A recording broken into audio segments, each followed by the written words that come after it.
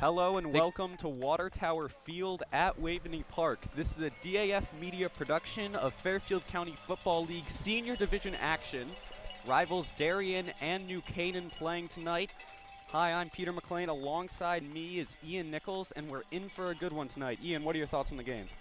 Well, it's going to be a heck of a lot of fun. Whenever these two teams meet up, it's always a fantastic game, no matter the sport. I mean, heck, Monday we saw the sophomore game, and in a 23-point turnaround, and New Canaan ended up winning that one. So any time when these two teams meet up with each other in any sport, in any competition, it could be freaking table tennis. It's going to be a great matchup. It's always competitive. Even when the teams will seem one-sided for a year, it still becomes competitive. You see the coin toss going on here. We're just about to get underway.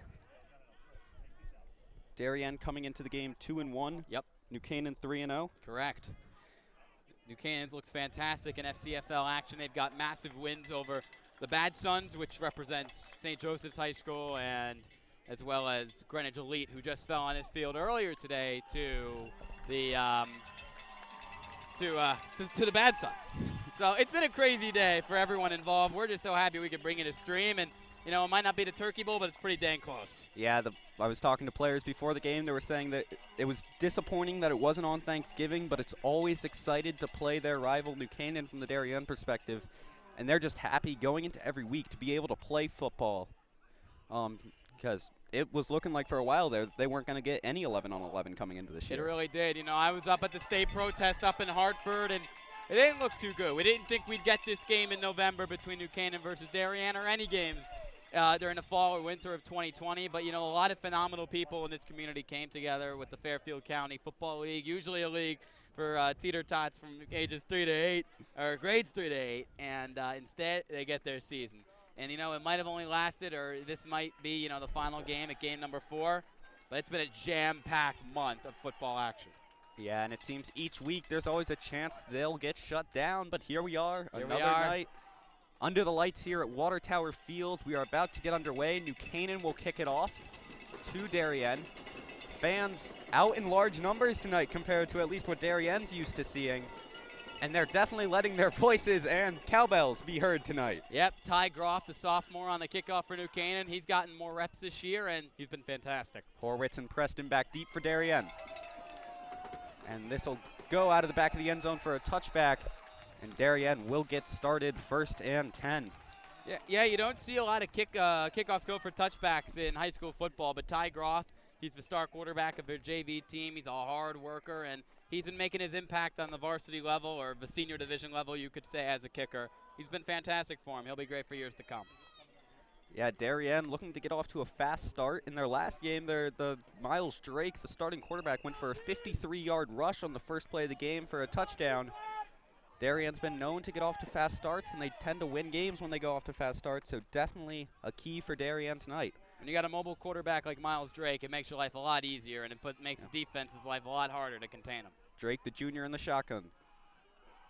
Handoff here, and he is stuffed at the line. Of course, Callum McNear, who's Darien's usual running back, is out with a torn MCL and ACL. Oh gosh. He played through it last week for a bit there, but he will be out this week, as Darien will be faced with a 1st and 10, just under 12 minutes to go. Due to some technical difficulties, we won't have a clock for you on air tonight, but we'll do our best to keep you updated. Yep. New Canaan's front 7 is one of, if not the best aspect of their team outside of the O-line. They shut down any run game. Drake in the shotgun looking to run it again. Able to pick up a few, not enough to get to the 1st, and it will be 3rd and about 5 for Darien. I understand you want to establish the tempo at the ground game, but New Canaan's pass defense was up and down last week versus Greenwich Elite. That's something I would try to attack immediately, and now you have to attack it on a 3rd and long. Really interested to see how guys like Nolan Larkin and Riley Gardner, the corners for New Canaan, hold up here. Yeah, Drake with Stafford beside him, 2 juniors in the backfield tonight for Darien. Drake takes the snap and dropping back, looking to throw. Scrambling out of the pocket to the far side, Drake looks like he will pick up the 1st down and some, coming out to about the 36-yard line, and that will be a 1st down for Darien. A defense can do everything perfectly, but when you have a quarterback as mobile as Miles Drake back there, he's pretty much a skill player in himself. And Yeah, it was good coverage on that play. Everything held up, but there was no QB spy, and that was too easy for Drake to take advantage. Drake's been scrambling out of the pocket all year. He does it once again there to set up a first down. Drake drops back, looking to throw once again. And he'll scramble out of the pocket one more time, and he'll get close to the first down. Won't pick it up. It'll be about 2nd and 3 for Darien. Ball popped out late, but he was down by contact, wrapped up by Henry Cannon, a senior linebacker. There's a lot of juniors out here for Darien, but this New Canaan unit is senior heavy. In fact, all of their starters, I believe, outside of Riley Gardner, are seniors. So, and they do get Bates Grigsby back tonight, who was out with a separated shoulder last week at number 12 right there. That is a huge pickup on the boundary for New Canaan, getting him back in the lineup. Yeah, Darien also suffering from some injuries tonight. McNear, as we mentioned, out as Drake looks to hand it off here to Stafford. He breaks into the open field. Stafford down to the 20, to the 10. Touchdown, Jeremiah Stafford for Darien, and they'll hop out to an early lead here with just under 10 minutes to play. Excellent blocking up the middle. One of the most simplest plays in all of football, an inside zone run. It actually happened last week when, or Monday in the JV game, same play, an 80-yard touchdown run for, I believe, the younger Wilson, not sure. That was a crazy game. I forget a lot from it. But the point is, right up the middle, you set your blocks. He makes it past the second level of the defense. And the Rams were playing a two-safety look, and neither of them could get there in time. Touchdown, Darien. No better way to start this game for the Blue Wave. Horowitz on for the extra point. We mentioned the fast start Darien was trying to get out to. Can't do much better than that.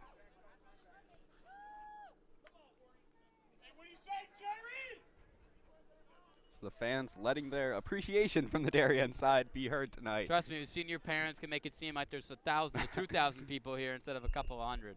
It's great to have them. Horowitz on for the extra point for Darien. Snap hold by Minikis. Kick is up and good, and that will make Darien's lead 7-0 with 9:52 left here in the first quarter. I can't wait to see what Matt Minikis actually does when they line him up at wide receiver. I mean, kicking is one thing, but this kid had 3 touchdown catches when they played 7-on-7 against each other a couple months ago. I know the Minikis family is one that everybody knows that they're a fan of Darien, and he is the last one in a line of Minikis's, and he's a fantastic player. Great drive there from Darien. That's an excellent piece of running from Stafford, and New Canaan's got to respond, but the best thing they do is run the football, so they usually get off to hot starts. You mentioned the front seven for New Canaan so good. Darien was challenged by that coming into this game. Looking forward to the challenge. Can't start much better than that there. No. Horowitz will do the kicking duties for Darien tonight.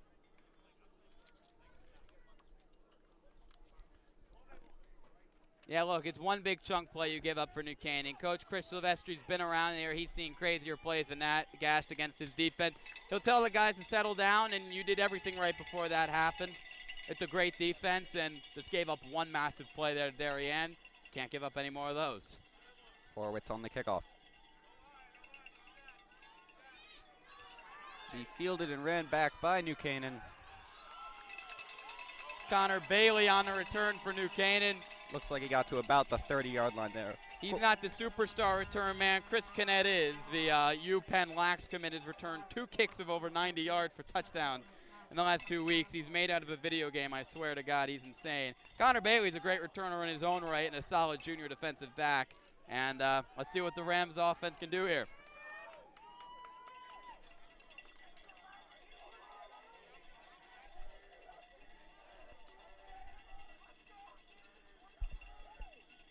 Reed Brown in the shotgun for New Canaan, looking or handoff here, and that'll be stuffed by the Darien front line. It will be 2nd and 10 or 9. Of course, not as much of an elevated view as we're used to here after some pregame confusion. So slightly more difficult for us to see yardage, but we're doing our best. Yeah, that's the RPO that New Canaan has run all season, just a quick little slant play over the middle.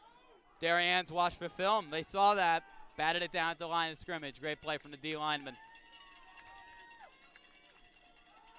Another RPO here, and that'll fall incomplete. There is a flag down. That's going to be a flag, sorry to cut you off, on Alec Medwar, the junior corner. Pass interference on Medwar. Medwar and Caesar have been alternating snaps this season so far. We'll see if that is a trend that continues into tonight. But early flag there for Medwar on the near side, and that'll push New Canaan up a bit. Well, that's certainly a play head coach and former defensive coordinator Mike Forget is going to remember. Discipline is one of the most, if not the most important thing about this game we like to call football, and Griffin Koch probably wouldn't have caught in that ball. That was good, tight coverage. He just got too handsy. Brown in the shotgun once again. There are more cowbells at this game than I've ever seen in my life, Ian. And they're working. Oh, yeah. Getting to you. Brown takes the snap, runs a little jet sweep to the far side. That'll bring New Canaan out over the 50. That's going to go to Mr. Max Alert, a good friend of mine, works with us over there at the TV program. They want to get him more involved as we got 9:19 left to go here in the first quarter. And Alert is only a sophomore. He's a big guy, physical. He's a great dude. And they want to get him the ball, and they don't really know how. And a jet sweep is exactly how you literally shove the ball in a guy's hands.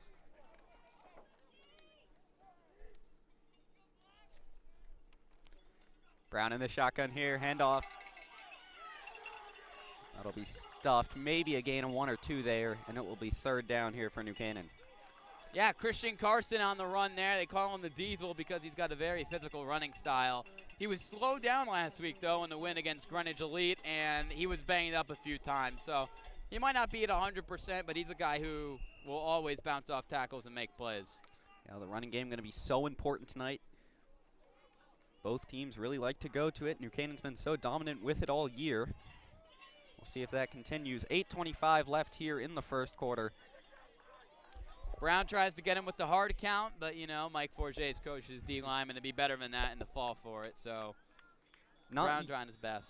Darien and New Canaan, such good teams. That's not something you'll see early as we have a timeout here with 8:12 left. Not a lot of mistakes usually by either team here. No, these are two of the most disciplined teams really in, I think, state history, at least over the last 20 to 30 years. When you have one guy on the sideline, Coach Lou Marinelli, who's been there, done that since the beginning of time and is the greatest coach in state history. And on the other side, you've got a guy like Mike Forget, who has also been there, done that. He was a former Fairfield Ludlow head coach, and he knows how to coach up guys and to coach them up the right way.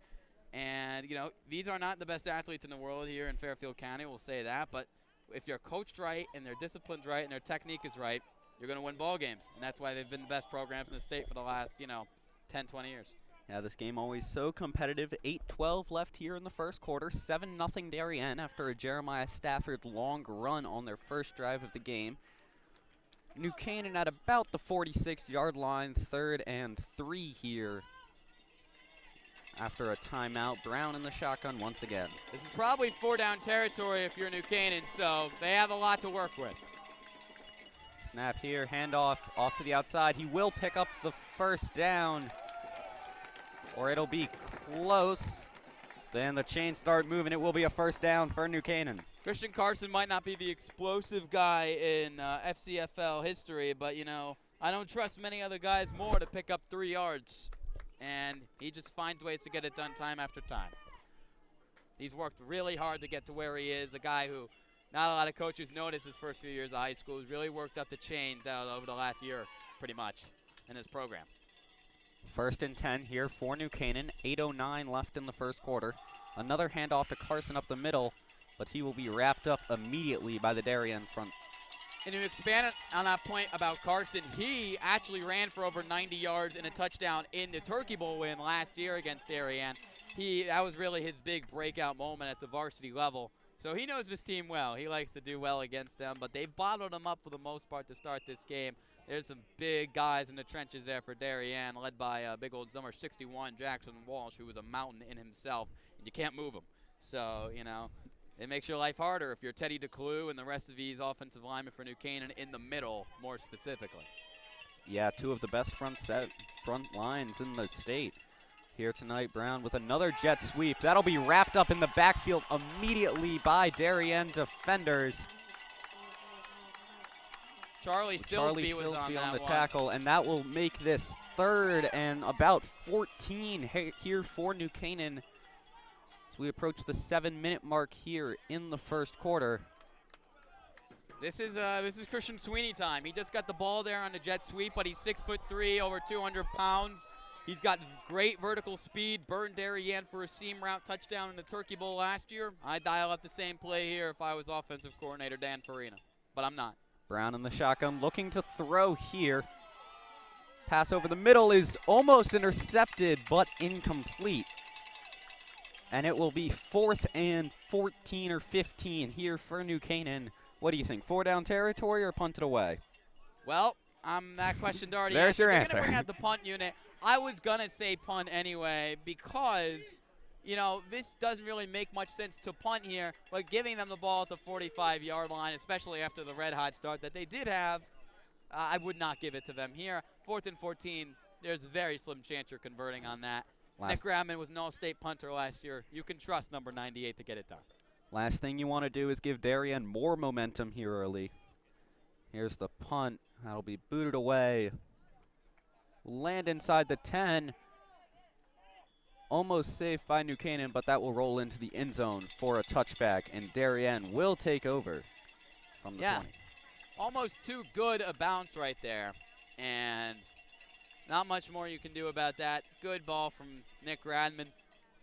Darien, excellent defensive possession. They got off to a bit of a slow start, but they were able to really play well on the back end. This is going to be Reed Brown's biggest challenge as a starting quarterback. It's his 4th game at the helm. The Rams have made it very easy for him up to this point, but he is going to have to prove today why he won the starting quarterback job and why he's a captain. He's going to have to start to make bigger throws as this game starts to open up a bit more. Drake in the backfield. Hands it off to Stafford once again, but he will be stuffed at the line, and it will be 2nd and 10 for Darien. Ian, bleachers seem to be shaking no matter what happens. Yep. Both fans out in force. Braden Sweeney is one of the best players on his New Canaan unit who doesn't get his due. Number 91 is a fantastic player in the run game, and I know run defenders aren't, you know, the most glamorous of positions, but for outside linebacker coach Jason Miska, he's a guy you can trust, and he's a freak of an athlete. 2nd and 10 here for Darien. Drake drops back, passes incomplete on the far side. Matthew Minikis was the intended receiver, and it will be 3rd and 10 for Darien here. I like the idea of where they wanted to go with the ball. A crossing route to Matt Minikis is safe, and it gets your playmaker in open space, but you got to connect on the throw. You know, Miles Drake, both of Drakes. You know, he's a younger guy. He's a junior. He's going to misfire in the biggest game of his career. He's going to have a few misclicks, but he's got to brush that up as the game goes on. Drake been great for Darien all season as he drops back here once again, looking to throw under pressure, and he will still throw over the middle to Oliver Bolton. That is caught. Will it be enough for the 1st down?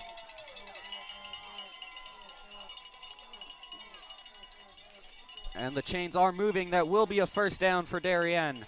That's what happens when you give too much pass protection for too good a mobile quarterback. Very good with his instincts, plain and simple. Not a lot of guys can be that quick on their feet, step up in the pocket, and then throw a little bit across the field to Bolton. Great throw there, moves the sticks, and great heads-up play from Oliver Bolton to continue to look in his quarterback's direction. Yeah, Drake dropping back here, looking to throw once again. Pass to Horwitz, almost brought in with one hand, but that will fall incomplete. Look, my good friend Matt Benevento is the outside linebacker on that play there, and, you know, knowing him, he's probably like, that was just a little bit of a misfire there again from Drake, and he had Benny beat. Good effort on the catch, but Horwitz almost reeled it in with one hand, wasn't meant to be, and Darien will be faced with 2nd and 10. It was a catchable ball. I mean, it was not a horrible ball from Drake, but he definitely could have put it in a better spot. Outside of the numbers isn't necessarily the easiest stuff for a high school quarterback. Yeah, Drake in the shotgun once again. Screen pass to Preston falls incomplete. It's not something you want to see here early if you're Darien. Maybe some of the nerves setting in. This is probably Drake's biggest game of his career.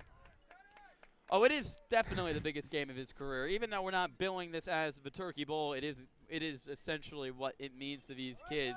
And maybe it's getting to Drake a little bit. That's a simple screen pass. That's a pass that offensive coordinator Dante Correnti calls and says, let's get our guy in a rhythm.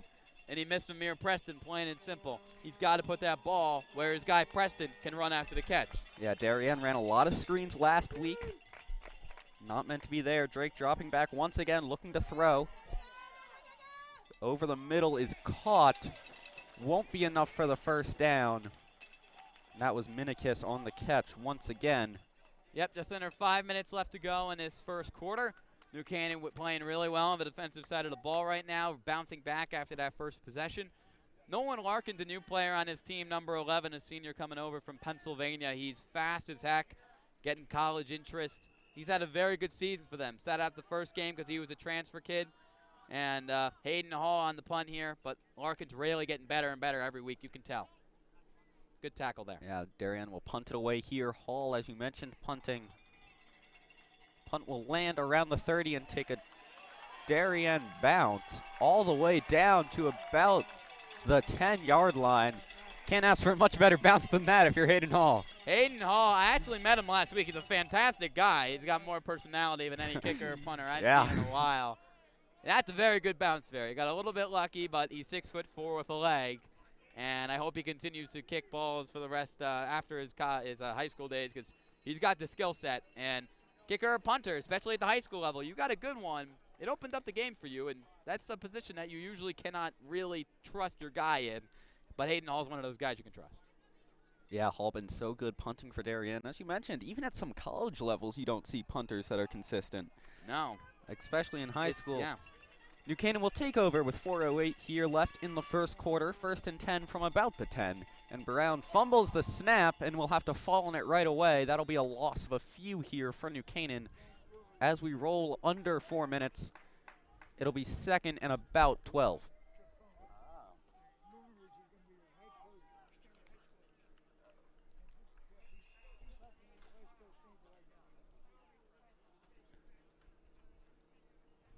Yeah, it's definitely not what you want to see. Teddy DeClue's been snapping balls for a long time. Don't know if that was just a bad grab from Brown or a bad snap. You got to brush it up and move on, plain and simple. Brown in the shotgun looking to run on an RPO, and he will be dragged down in the backfield. That was Charles Rooney, the senior linebacker, on the sack tackle there.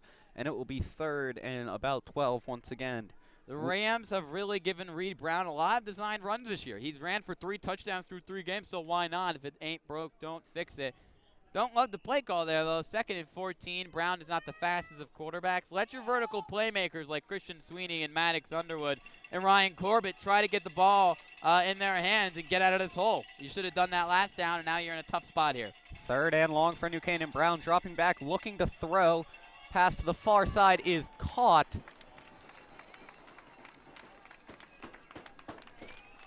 By number 8, Ryan Corbett, the senior wideout. Will not be enough to move the chains. It'll be 4th and about 2 here with 2:36 left in this first quarter, and New Canaan looks like they're bringing on the punt team. Yeah, I mean, look, no real sane coach, especially one named Lou Marinelli, would go for it at any 4th down territory inside their own 30-yard line. You know, Reed Brown does things that few high school quarterbacks like to do. He settles. And that's a smart thing. Look, that throw was not going to go for a 1st down most likely, but he didn't turn it over. He didn't take a sack, and he gave Nick Grabman a little bit of a better field position to get this boot off. Grabman solid play there from punting him. once again for New Canaan. This will be booted away. What a punt there. This will have Horwitz backing up. He muffs the punt, and that'll be recovered waiting for a signal.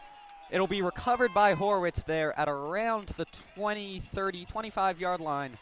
And it will be 1st and 10 for Darien. Scary, though, if you're Darien there. Excellent boot from Nick Grabman high in the sky, and it made it hard for Horowitz to really locate it. Nick Grabman has not been as good as he was last year, to be completely honest, throughout the course of the season. But that punt, his best in a long time. That was a beauty, and I really thought New Canaan got there in time. And Horowitz, he's praying that he didn't cough that up, really, because that would have been a dream scenario for New Canaan. Because even though they're down 7-0, they had a little bit of a momentum after that defensive stop. And if they had that, I think they probably would have scored a touchdown, to be honest. But we'll never know now. Yeah, I'm still getting over how long that punt was. That's a beauty. Completely flipped the field for Darien, but they'll take over. Drake in the backfield, 1st and 10 with just under 2 minutes left here in the first quarter. Drake dropping back, looking to throw under pressure, and he will be brought down in the backfield for a sack.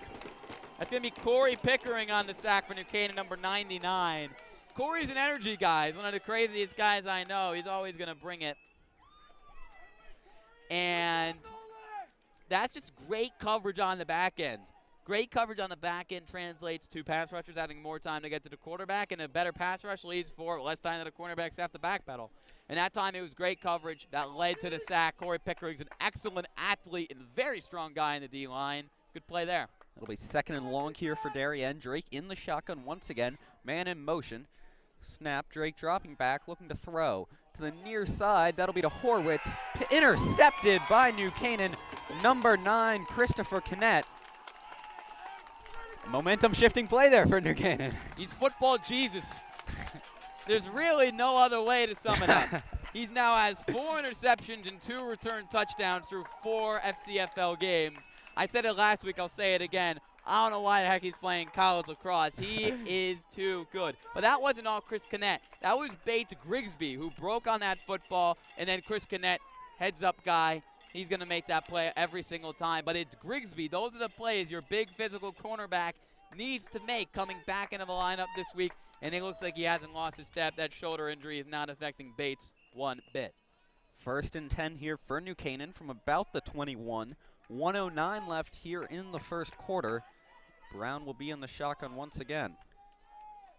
Hayden Shin in at running back. He's shifty. The run play to the near side. That'll be taken for a few yards. Flag is down behind the play. We'll have to see what that call is.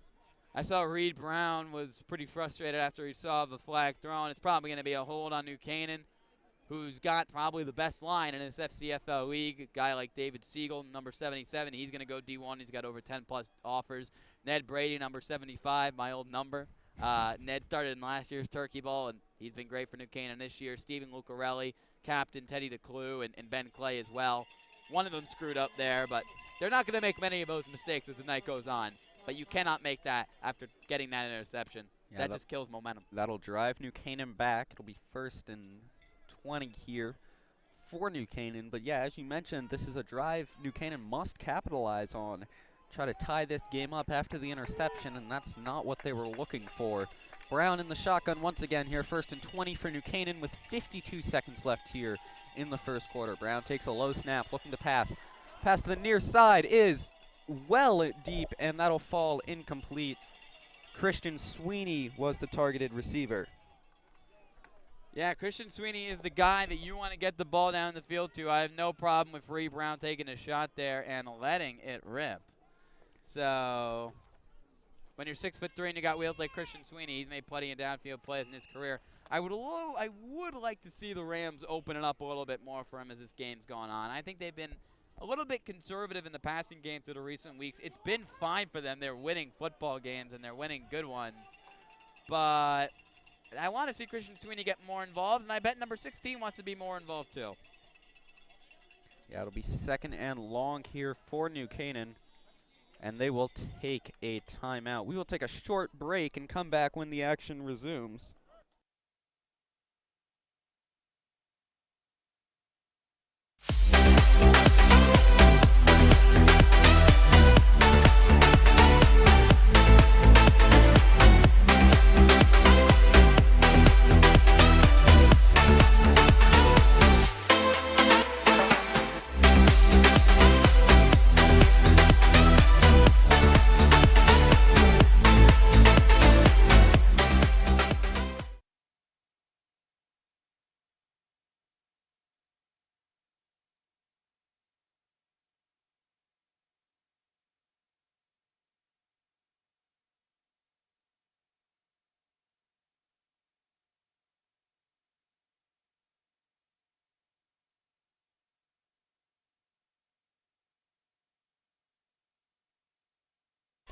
Welcome back to the DAF Media Network. Fairfield County Football League Senior Division action here tonight. Darien up 7-0 with 43 seconds left here in the first quarter. New Canaan 2nd and about 20 after the interception. Brown in the shotgun, man in motion. Quarterback draw here for New Canaan. That'll pick them up past where the original line of scrimmage was, but will not nearly be enough for the first down. It will be 3rd and about 10 for New Canaan. Don't feel bad for being faked out there. To be completely honest, I was too. See, that's what happens when you continue to build off your concepts. Max Alert got the jet sweep earlier. It didn't go for much. But there it opened up a completely new play because then you run it, the defense expects that, and you run a play you haven't run all year in the QB draw. Good design. Brown dropping back once again, looking to the end zone. Pass is deep once again and incomplete. That was number 87. It was Max Alert again. Actually, last year, it's funny, I was calling a New Canaan-St. Joe's game. On Dunning, and New Canaan got smacked. And Stallert came in the game, and his name wasn't on the roster last year. I called him Johnny Wise. Johnny Wise plays football in Georgia now. This year, he's not on the roster again. But Mac is a guy who has not been involved a lot in the private league up to this point, and they really like him here in New Canaan. They want to get him involved more. And speaking of guys they want to get involved more, they want to give Ty Groff a chance here to make a pretty deep field goal. He's made kicks of over 50 yards before, but this is the longest kick he's ever attempted. 3 seconds left here in the first quarter. This should be the last play. The field goal attempt from New Canaan. Good snap. And that is blocked by Darien. Will not be picked up and run back, but Darien will take over at the start of the second quarter. 7-0 Darien after one. Stafford's long run is the only score of the day so far. We will take a break and come back for the start of the second quarter. This broadcast is produced by DAF Media, a joint venture between the Darien Foundation and the Darien Athletic Foundation. The production is staffed by student and adult volunteers from the town of Darien and southwestern Connecticut.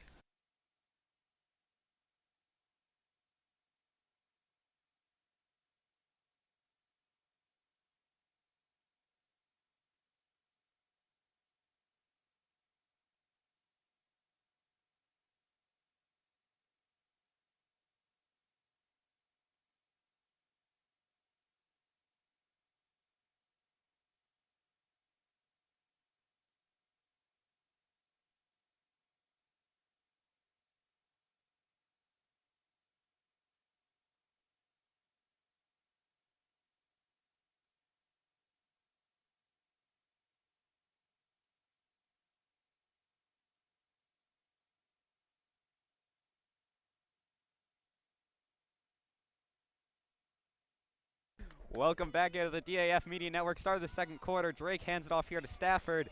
Not a lot doing there, and it will be second and about 9 or 10 for Darien once again. 7-0, just 10 seconds in here to the second quarter, 11:50 left. Darien's one touchdown on a run. If you told me at the start of the second quarter if they scored a touchdown via run, I don't know if I'd believe you. Darien's front, or New Canaan's front, so good against the run D. I'm not really too surprised, though, because, you know, well, I was going to look at it from a different angle. I'll talk about it after this play. Drake in the shotgun, snap high, and Drake will have to run back. He will come up with it, still looking to make a play out of it. Drake running into the open field, and he will turn what could have been a 10-yard loss into maybe just a 2-yard loss, and it will be third and about 11 or 12 here for New Canaan. My bad, that's a lot more than a 2-yard loss. We can't really see the field. That's closer to a 6 or 7-yard loss, but it's still great job by Drake to make a play out of what, or make something out of what looked like it was going to be a disastrous play for Darien. Yep, senior Matt Benevento had him in his grasp, and he just whiffed on the tackle. That's definitely something he'll be kicking himself for after the game, because that could have been a drive ender. Instead, here on third down, you give yourself a chance. Yeah, third and long here for Darien. Yeah.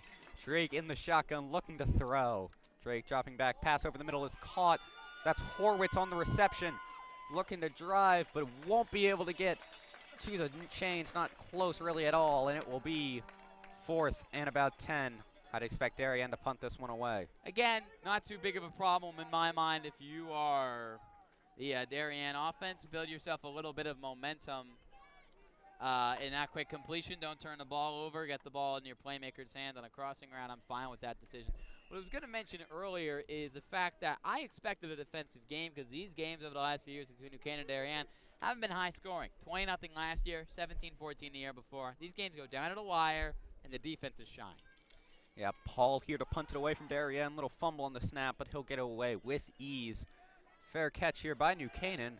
Kick, catch, interference flag coming, but this will roll down to the 30 and be downed by Darien, but little interference there by a Darien player on the New Canaan return man, and this will be coming up a bit more for New Canaan. Yep, Connor Bailey put up the fair catch fair catch wave, and Darien didn't give him a chance to actually catch the ball.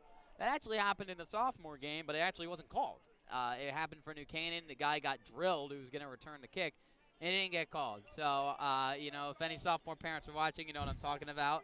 And I guess you get your justice there with what will most likely be a penalty on Darien's special team unit. Yeah, waiting for the official call, but even I could see that one from over here.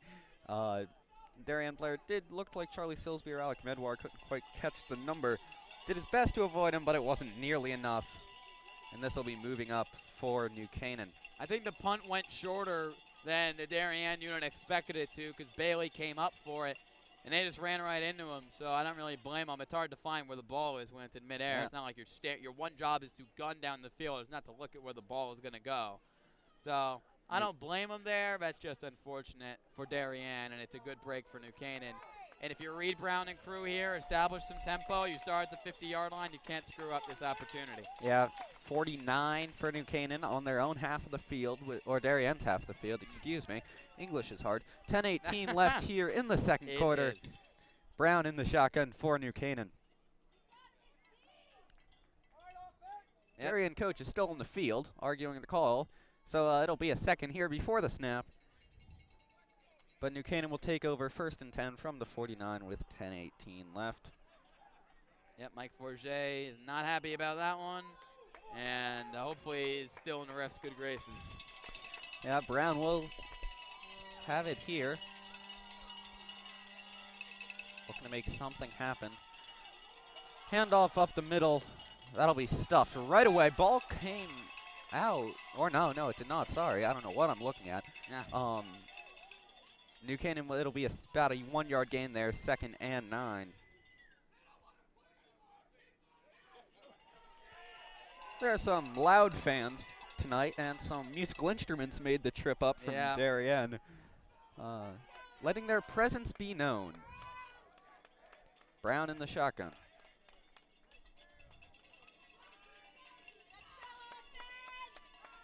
Looking to throw here, pass over the middle is incomplete.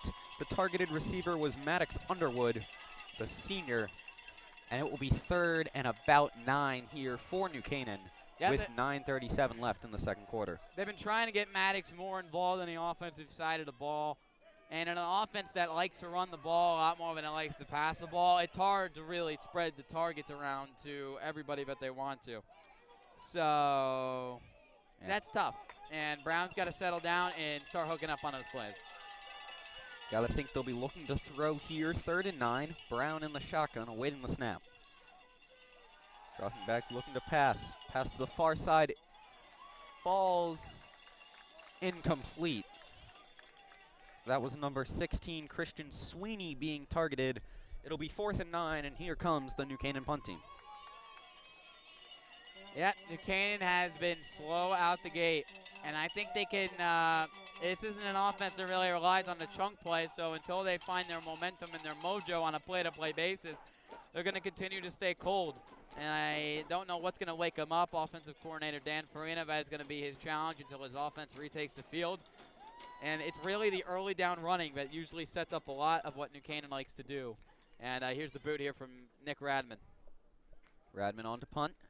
Had a great punt the last time and another great one here. Minikis will field it, looking to run it back. He'll be swamped by New Canaan defenders around the 20, and Darien will take over 1st and 10. After the Stafford run that led to the Darien touchdown, a lot of punts here early. As you mentioned, this tends to be a defensive game, though. If you like old school football, you like a high-stakes, low-scoring game, this is the football game for you, so hopefully you're tuned in and you're having a good time. But it gets a little draining on both these teams. You can tell that the frustration is starting to build up for both these offenses. And until one team finds another one of those chunk plays like Stafford did, big plays are going to be few and far between in this game at the moment. Until it breaks open at some point and the defenses decide just to give up. But that doesn't look like it will happen anytime 9:27 here left in the second quarter. Drake back looking to throw past the near side here to Minikis. That is caught in stride. He's down to the 30, to the 20, to the 10. That'll be tackled near the goal line. Touchdown, Darien, the official signal in.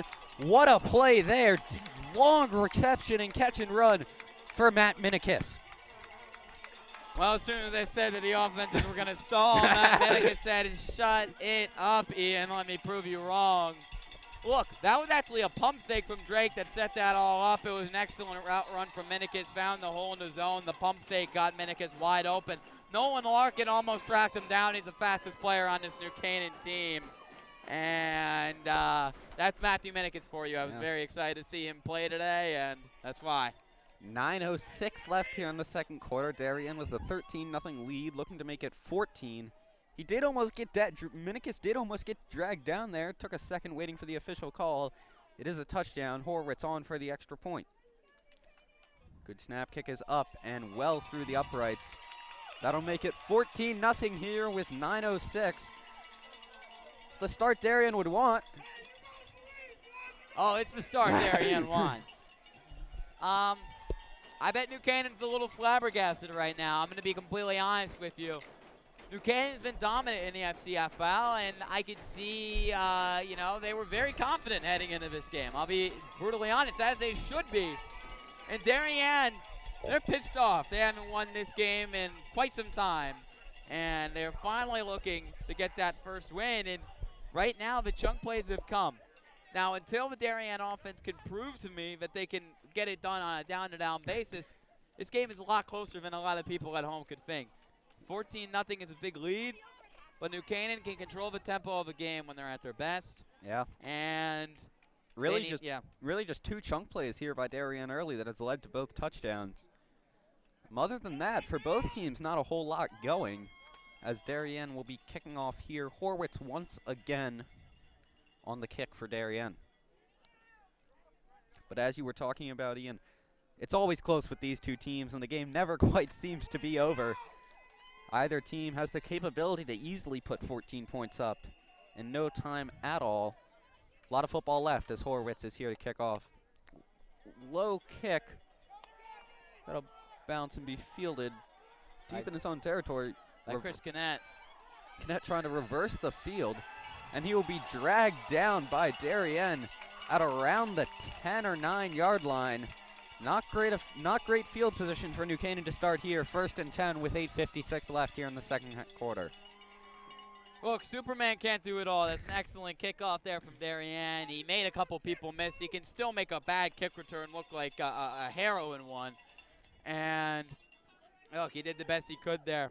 I don't know what you do right now if you're New Canaan, because they love to set up their entire offense off their strong ground and pound. If I were them right now, I'd get Hayden Shin, the senior running back, more involved. We haven't seen a lot of him early. Christian Carson's been bottled up.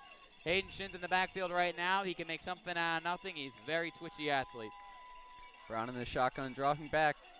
Pass here is batted down at the line by Darien, and it will be 2nd and 10 for New Canaan. No, Brown's on the shorter side of quarterbacks. It doesn't really matter how big or how small you are. The statistics have shown passes are batted at an equal rate. But Darien's D linemen are well coached by Mike Forget to get those hands up. If you're not going to get to the pass rusher, if you're not going to get to the quarterback, and you're not going to get there with the pass rush, it's a quick pass. Get your hands up. Brown in the shotgun once again. The Darien parents have been stomping on the bleachers all night. As the pass here to the far side is almost intercepted by Darien, but that will fall incomplete. Alec Medwar kicking himself after dropping that. It's a great chance for Darien.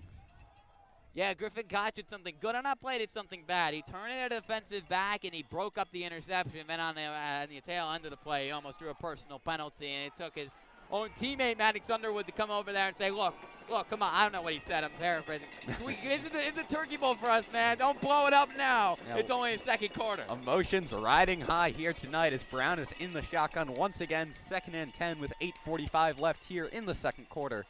Or 3rd and 10, excuse me. Brown's got to prove himself on this down.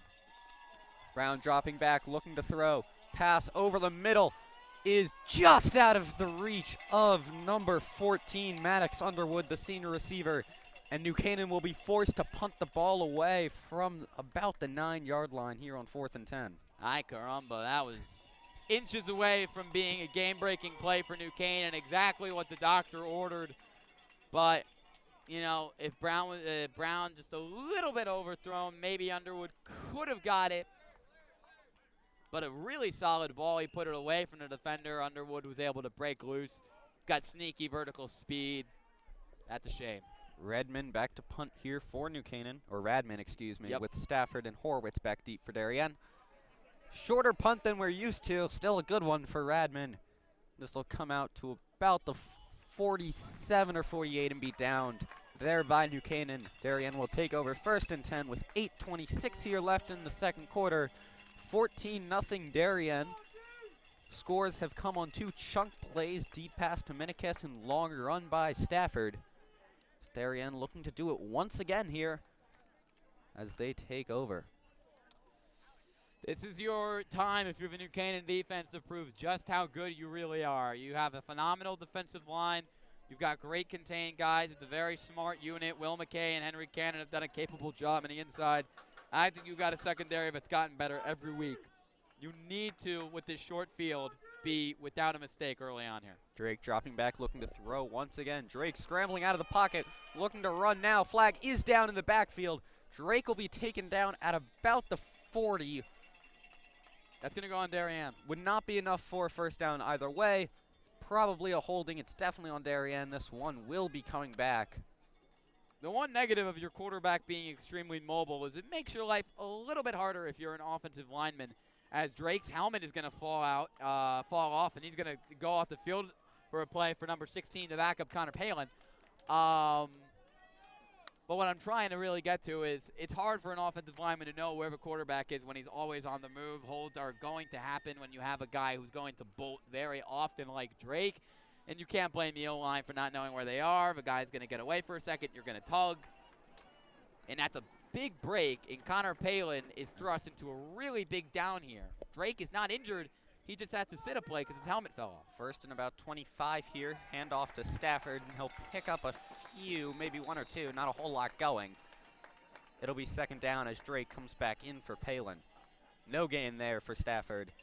Second and about 25 once again, but it's a long way. OC Dante Correnti did not want to take a risk there, just chucking Connor Palin into the fire.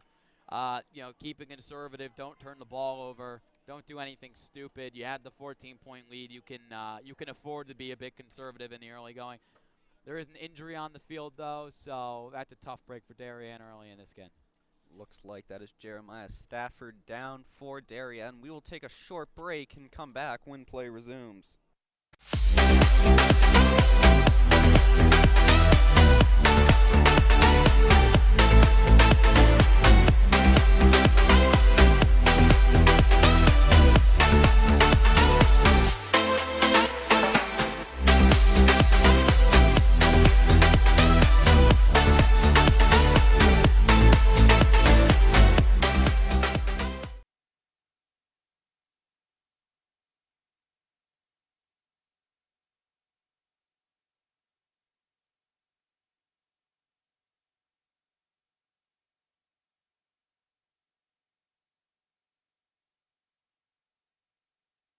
We are back here on the DAF Media Network after that injury.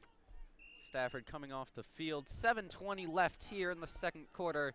Drake back in. Second and very long here for Darien. You got to think they're looking to pass here. And they will. Drake dropping back, looking to throw. Comes up, pass to the far side to near side, Amir Preston. That'll fall incomplete. Flag is down. That will most likely be defensive pass interference on New Canaan. Chris Canet, on the PI there on the near side. Darien will get a first down. Oh, yeah, they will. Amir Preston's got speed, and speed kills. Chris Canet's a fast guy. When you match up a fast guy with a fast guy, it all comes down to technique and hand fighting. And you almost had a feeling there was going to be a penalty on that play because Preston had Canet beat slightly. I don't know how far this ball is going to go up. Let's see. Unlike college and the pros, pass interference in high school is not a spot foul. It's 15 yards from, I believe, the line of scrimmage. So Darien will get back to about their original line of scrimmage before the holding call a few plays ago, and they will repeat second down here. So it'll be second and about 10 for Darien with 7:09 after the pass interference. Don't really understand why the down didn't reset. I never heard of a second and I don't know. Whatever. It's high school football. It's high school. Well, no, it's not. It's FCFL football. Private league football. At its finest. Drake here in the shotgun looking to pass once again. He'll have to scramble out of the pocket. Drake will pick up about 3 or 4 there, and it will be third and about, call it 7-6 for Darien. Yep, racked up by Vin Cognetta and Chad Russo, a pair of juniors. Drake reminds me a lot of a quarterback for Staples last year. Jake Thaw, dangerously fast with a sneaky good arm. In the New Canaan pass rush, who's getting there play after play, but he's too fast, and this defensive lineman, they're all the way in the backfield. Drake steps up. They're not fast enough to play catch up with him. Must be demoralizing for the New Canaan defense. Great pass coverage, great pass rush, and Drake able to make a play. Flag here, that'll be a hard count, and Darien will pick up a free 5 here before the third down play. That'll make this third down a lot more manageable for Darien with 6:22 left here in the first half. To quote Lou Marinelli, they shot themselves in the foot, and great play from Drake there. Good command of his hard count, good command of his cadence, I should say. And, you know, it's loud here, and the parents are providing the energy. So, you know, it's a little hard to hear down there, and you have to be on top of your game at all times. If you're Ethan Chown, if you're Alex Schur, if you're Corey Pickering, if you're anyone on a New Canaan front 7, you can't flinch. Drake drew Stanford offside twice last week, both on third downs, and it will be 3rd and 1 here. False start. That'll be a false start, and that'll push him back. Drake hitting himself after that one. Yeah, I don't know what happened there. Jake Horowitz, the wide receiver for Darien, number 12, was putting his hand up like trying to tell somebody something, and Drake just snapped the football without really paying him any mind. Who knows? Miscommunication. Somebody was confused. It's 5 yards in the other direction. Not that often that you see an offsides followed by a false start. So those will cancel each other out, and it will be back to 3rd and 6 here for Darien. More like 3rd and 10. Not actually, never mind. We'll call it 3rd and 6 or 3rd and 7. Drake in the shotgun. He drops back, looking to pass. Looking to the near side. Pass is caught on the near side. Depending on the spot, they might get the first down. That was Minikis on the reception. And they should give it to him. It looks like they will, in fact, get the first down. It'll be 1st and 10 here for Darien from about the 35. Again, we're not as elevated as we're used to being, so kind of hard for us to see where the exact spots are. But we're doing our best to bring you this game. 5:49 left here in the second quarter. Darien up 14-0 after 2 huge chunk plays. Drake in the shotgun, 1st and 10. Gavin Levine is next to him after Stafford's injury earlier. Drake dropping back, looking to pass. Drake having to scramble out of the pocket one more time, still looking to throw. He will be dragged down at the 35-yard line for a loss of about 2 or 3. And it will be 2nd down for Darien. I'll hit on a lot on this in this little blurb of mine. First, I don't know how Matthew Minikis is so good at the catch point. He's 5'9" and 150 pounds soaking wet, and he makes 1v1 catches that a guy a lot taller than him should be making. That's a tough catch over the middle of the field. It's good coverage from New Canaan. Drake just put the ball on him. He has a lot of faith in him, and he should because he's excellent. Second, great effort there from Ethan Challen. The defensive end came from the other end. He didn't end up getting the sack. Matt Benevento did, but Challen applied the pressure throughout that play. Drake jogging back here, looking to throw once again. Pass over the middle, falls incomplete. That was Preston on the target, and it will be 3rd and long here for Darien as Stafford checks back into the game. Of course, it was Stafford's run that gave Darien the initial 7-0 lead. And it will be 3rd and 11 here for Darien. As much as that was a big moment for Gavin Levine, Darien is happy to have Stafford back in the game. He's their game changer, and more importantly, I bet he's a lot better of a pass protector if they do send him in the pass block here, and they will. Yeah, Drake dropping back, looking to throw. Pass over the middle, falls incomplete. That was Preston once again being targeted, and it will be 4th and 11. We'll have to see what Darien does here. But Stafford, Darien's happy to have him, but they would much rather have their starter, Callum McNear, who is out with a torn MCL and ACL, which occurred last week against Stanford.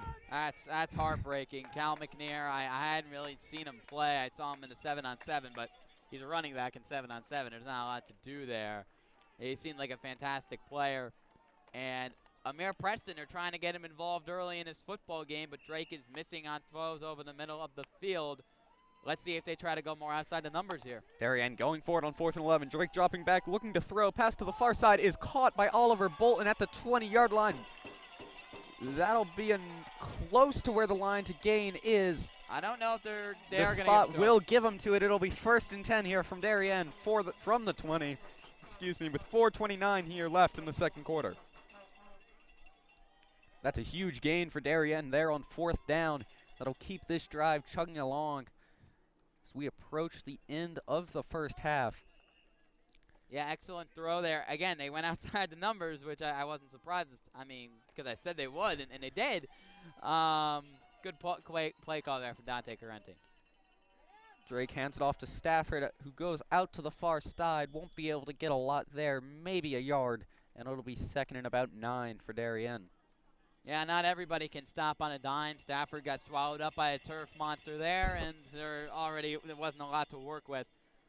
This is really where Dante Carenti's got to call some of his best plays. This is an opportunity it's not to seal the game, but to a commanding 3-score lead right now. This is where you've got to get in your bag as a coach and prove why you came over here from New Canaan to Darien. Show your former team that you can still call plays like the best of them. Drake in the shotgun, looking to throw once again here. And he gets almost dragged down, but the elusive Drake able to get away, and he throws that one away. Flag is down, and it's going to be an intentional grounding. Darien sideline and Drake upset with the call. They thought he was out of the pocket, and a receiver was in the area. Well, the rule, I'll cut you off for a second. The rule in the FCFL is it doesn't matter if he's in or outside the pocket. There has to be a receiver in the vicinity, and they just picked up the flag. Yeah. Because there was a receiver in the vicinity, so. We saw a far referee come trotting along the field. A little conference there. It does look like the flag has been picked up.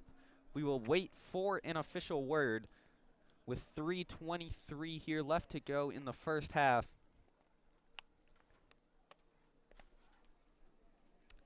Yeah, Drake's done everything right in this game. He's fast enough to where if he's a little late with his pocket awareness, he can just avoid and dip the rush. And he's been in a lot of dangerous situations here tonight, but he's gotten out of all of them. I think he's only been sacked once. Yeah, even on that play, it looked like he was going to get taken down, but Drake just able to make something happen. I mean, Braden Sweeney is not an easy guy to make miss. He's big, he's fast, he's strong. He plays basketball and lacrosse. He's going to go to college to play a sport, who knows what. It's not easy to make number 91 break contain, but when you got a guy who's, I think, a Jake Thaw clone, you know, he's going to make your life hard. And Miles Drake, he makes a lot of people's lives hard. Might not be the most technically sound, but he's made very little mistakes tonight with how he's playing ball. Very exciting to watch him.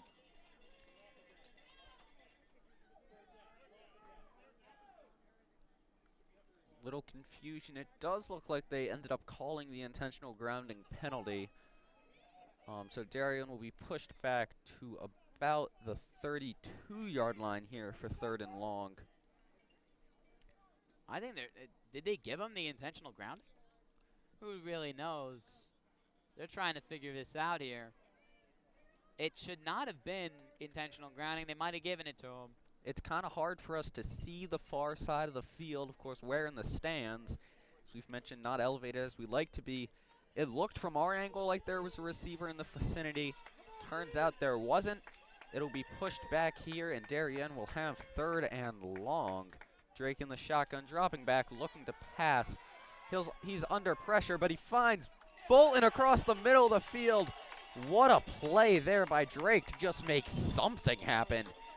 And it will be a much more manageable 4th down here for Darien, but it's still going to be about 4th and 6 or 7 with 3:33 left here in the second quarter.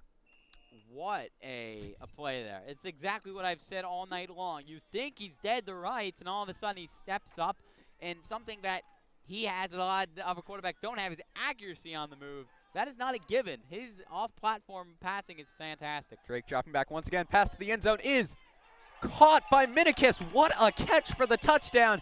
And that'll make this lead 20-0 with an extra point coming for Darien with 3:09 left here in the second quarter. The exact same pump fake and the exact same route that got the touchdown earlier from Matthew Minikis, and it's deja vu.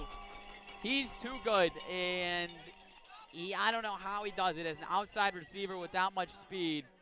The frustration is really, really starting to get to New Canaan right now. They're in a deep, deep hole, and I said it again. Miles Drake, he's been phenomenal.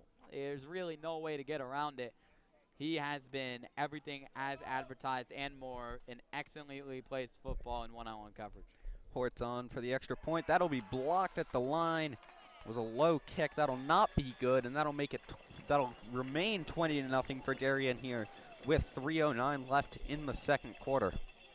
Look, you need to get points, in my opinion, heading into the half, especially because you get the ball at the half. Look, this New Canaan coaching staff is one of the greatest, I think, ever assembled when you have a Marinelli, a Silvestri, an A.J. Albano, a former head coach of Brian McMahon, Bruce Ferguson, a former, excuse me, not Bruce Ferguson, he works with you in DAF, Bruce Cunningham, a former Wilton High School head coach. There's so much experience on this coaching staff that it's a 20-0 hole, but I trust these guys to get their guys in line at the half. New Canaan's going to play much better at halftime just because I know the coach is on that sideline. I've been here before and can get these guys out of the hole. But the problem for them now is 3 minutes is a long time, 3:09 specifically. Don't screw it up.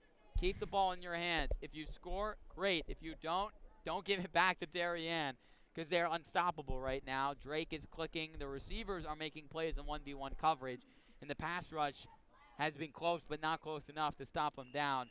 Keep the ball in your possession. Yeah, 20-0 here, but as you mentioned, New Canaan will get the ball coming out of half. A little cheap shot here, almost an onside, but it will be easily recovered by New Canaan.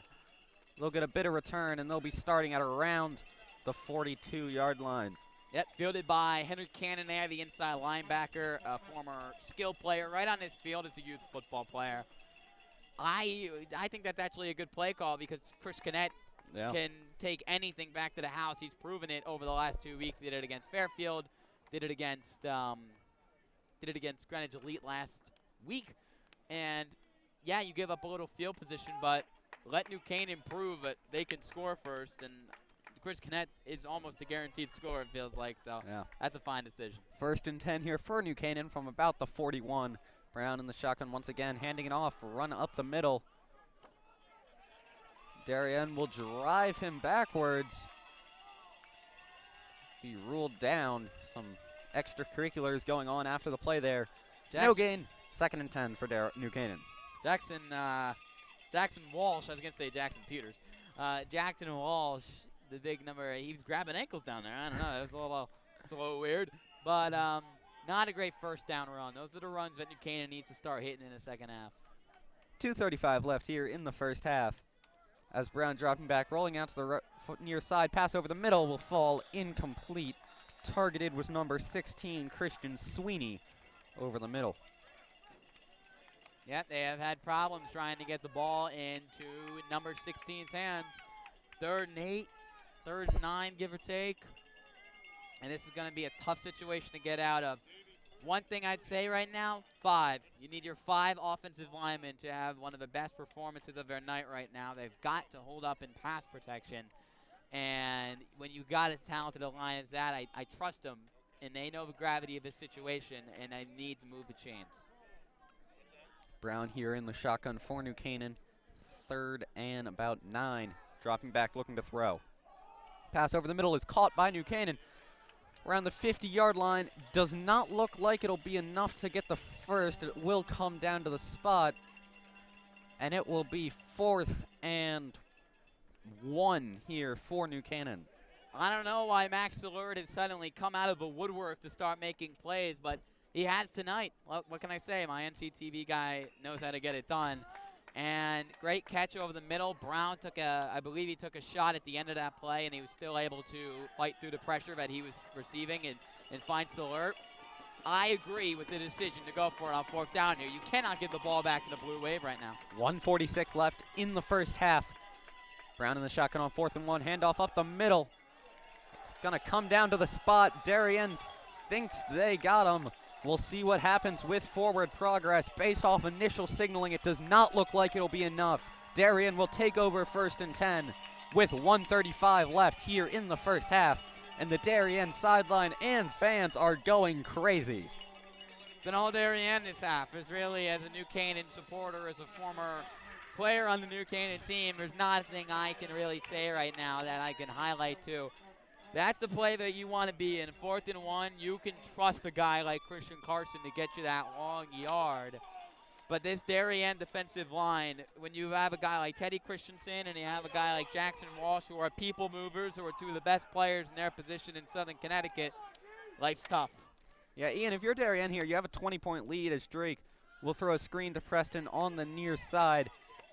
And he'll break a tackle, but will be quickly brought down just for a gain of 1 or 2. But Ian, as I was going to say, if you're Darien here, how aggressive are you? You have a 20-point lead. New Canaan does get the ball coming out of the half. You don't want to give them any opportunities.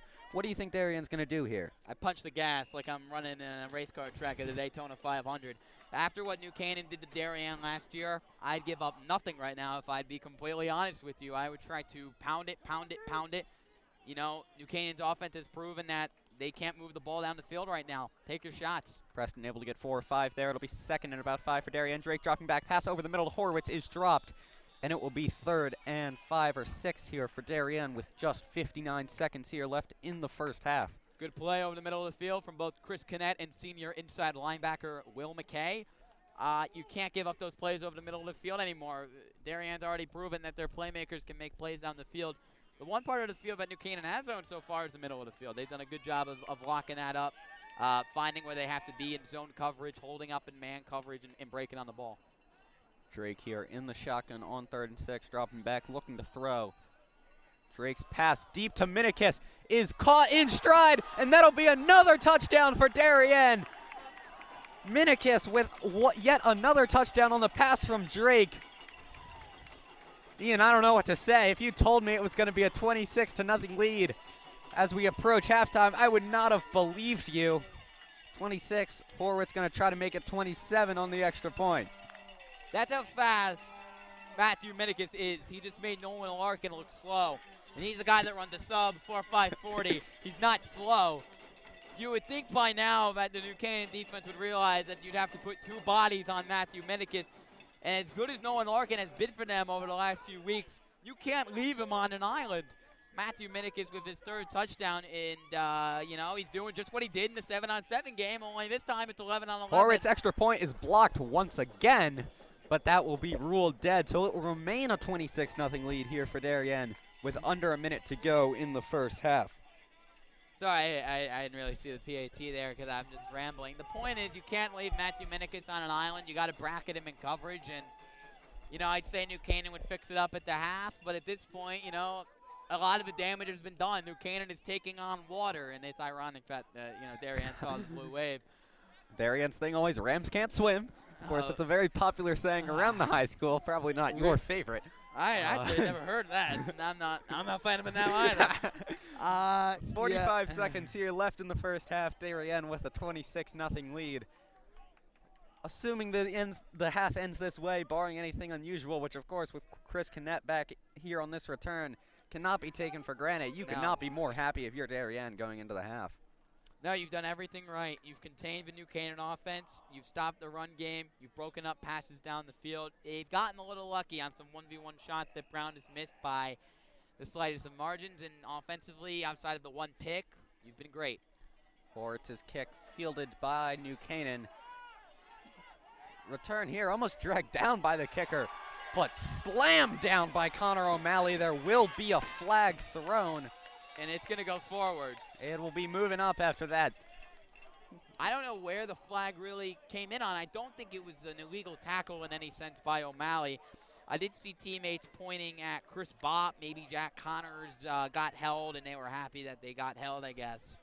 Yeah, so this half not quite over. There are 39 seconds left here.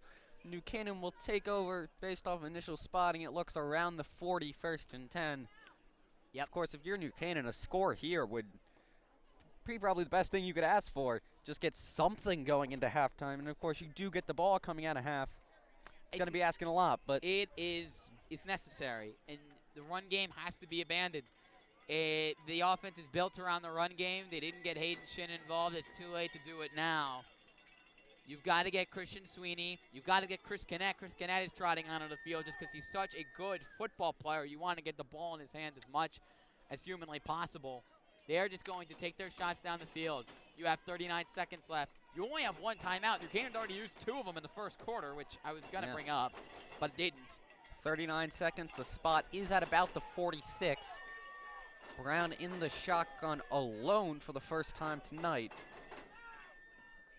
Little hard count there, not able to get Darien to move. Dropping back, looking to throw. Pass over the middle is caught there. Flag is in after the play. That was number 87. Max Alert on the reception. And that'll be close to a first down. We have to wait for the flag to see what it'll be called. I think it might be a late hold on Darien in the coverage on Salert, and he still made the catch. A great catch there by Salert. With 35 seconds here left, it's going to be very close to the spot. If the flag doesn't move it, it would be very close to a first down. Still waiting on a call here. Nobody really knows. I think they might have picked it up. Nope, they're gonna. It looks like it will be a holding on the defense, so that'll push New Canaan to the 39 with 35 seconds to go. That's huge. That's a huge call. 2 flags here on the kickoff, and then 1 there for Darien, which has helped New Canaan out a ton. 35 seconds left. Clock is running. 1st and 10 for New Canaan. Brown taking his sweet time getting the snap off. Yeah. Think there'd be a bit more urgency. Darien's Clock now down to 25 seconds. Brown dropping back, looking to throw. Pass deep.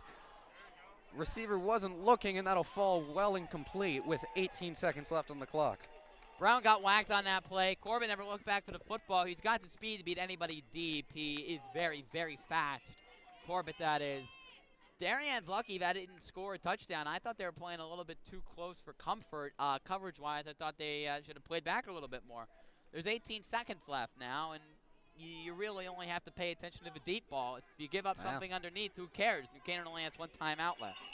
Yeah, Darien probably keeping a look into the middle of the field and keep anything out of the end zone. Darien parents been loud all night, cheering extra loud right now with 18 seconds left.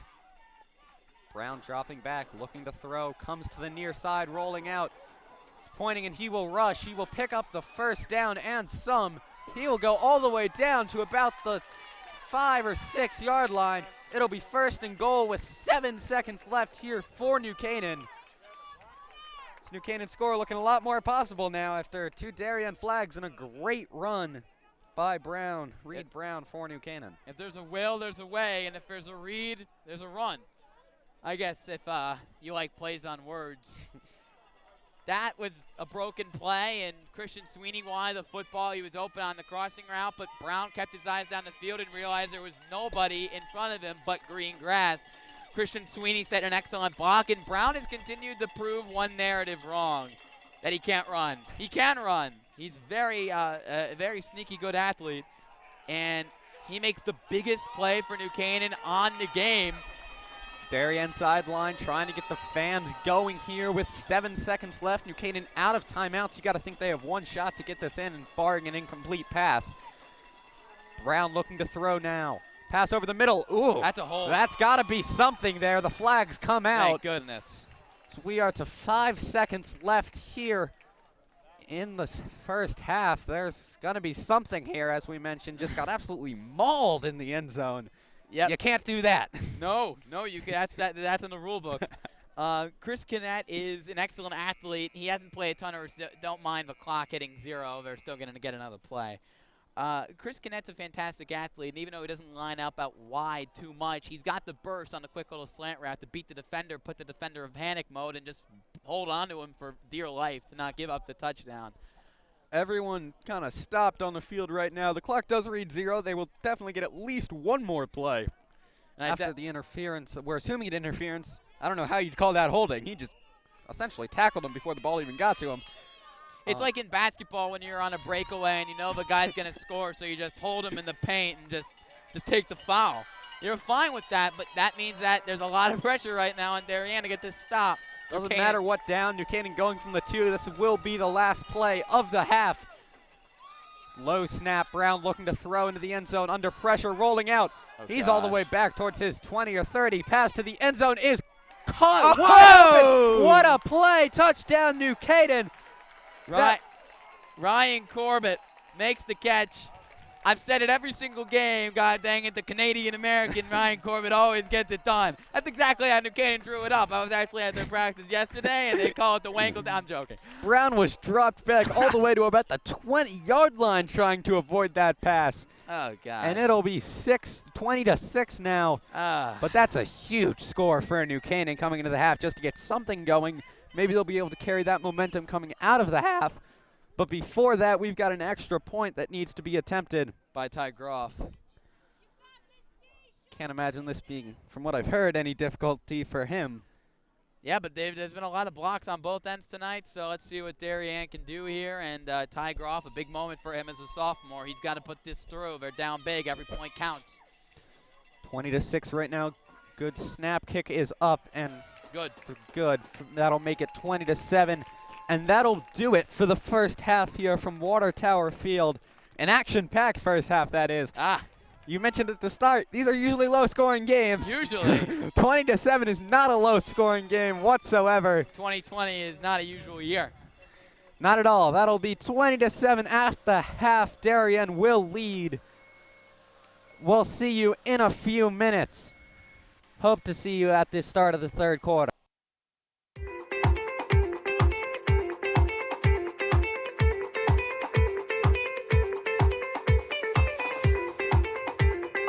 I'm proud of the work the Darien Foundation has done over the past 20 years. If you live here, our work has likely impacted you, your family, and your neighbors. Since our founding in 1998, we've provided more than $4.2 million in grants, which create opportunity for Darien's youth, support our town's safety and security services, and enhance the overall quality of life in Darien through collaboration with community organizations. As a family that's relatively new to town and planning to make this our long-term home, I'm grateful to see my community and my family benefit from the Darien Foundation. When I learned that the edible gardens at the elementary schools, the generator at the Darien Library, and the playground by the Sound were all funded by the same organization, I raised my hand to get involved.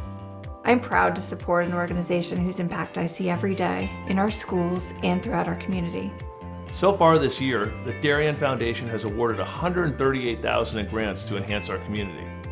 In 2013, the Darien Community Association opened a 4-acre bird sanctuary thanks to a grant from the Darien Foundation. The serene wooded glade has attracted numerous birds, bees, and butterflies, as well as more than 200 school children and other visitors. This year, they added a new pondless waterfall, as well as more trees, plantings, signage, and benches. In 1976, the Darien Historical Society and Darien High School students built the Middlesex, an authentic replica of the 18th century whaleboats. These were used by local patriots in the Revolutionary War to fight the British Navy in Long Island Sound. The Darien Historical Society is restoring this artifact so that it can be part of Darien's upcoming 2020 bicentennial celebrations. The live turtle exhibit continues to be the most popular attraction for children at the Darien Nature Center, which welcomes over 16,000 visits annually. A new forest and pond ecosystem will allow visitors to engage with several species of turtle that will live together in a 50-square-foot habitat that resembles their natural home. This has been such a special collaboration between the Darien Nature Center and the Darien Foundation, because not only have they provided generous funding to us, but we've been able to meet with members of the foundation and our staff and talk about what is going to make the very best exhibit for the town of Darien, and we've really added value to the process by doing that. The vast majority of food distributed by Person to Person is donated from local suppliers and businesses. A group of dedicated volunteers drives the brand new cargo van on these daily rounds, which each year account for more than $100,000 in collected food. Person to Person also has an extensive youth program, offering many Darien High School and middle school students their first experiences at volunteering. Thanks to the Darien Foundation, we have a beautiful new van. We're very excited about it, not only because it's new and it's safe for those who are riding in it and driving and going to pick up all the food, but also it speaks to the support of the Darien Foundation, as well as speaks to what Person to Person does in the community. For more than 20 years, the Darien Foundation has been investing in Darien, offering our town's youth, emergency services, and community organizations an avenue to pursue innovation and excellence. Collaboration with you, the members of our community, has been vital to our mission. Thank you for supporting the Darien Foundation. We are building a better Darien together.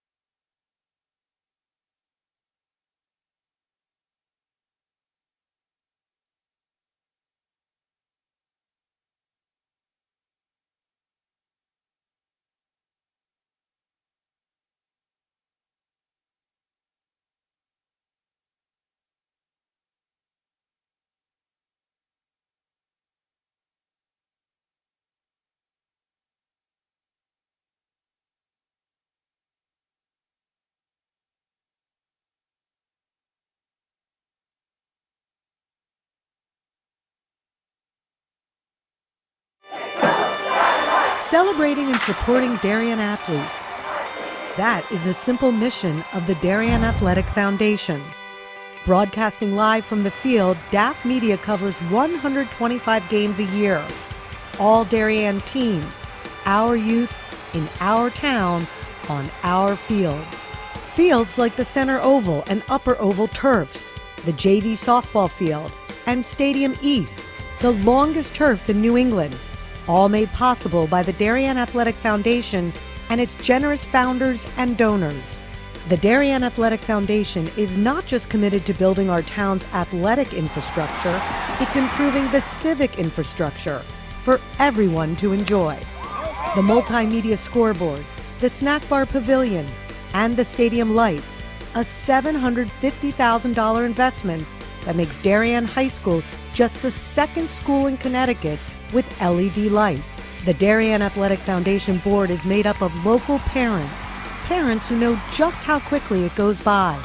Its archives of more than 60,000 photos capture those precious moments of our young athletes as they strive to be their very best.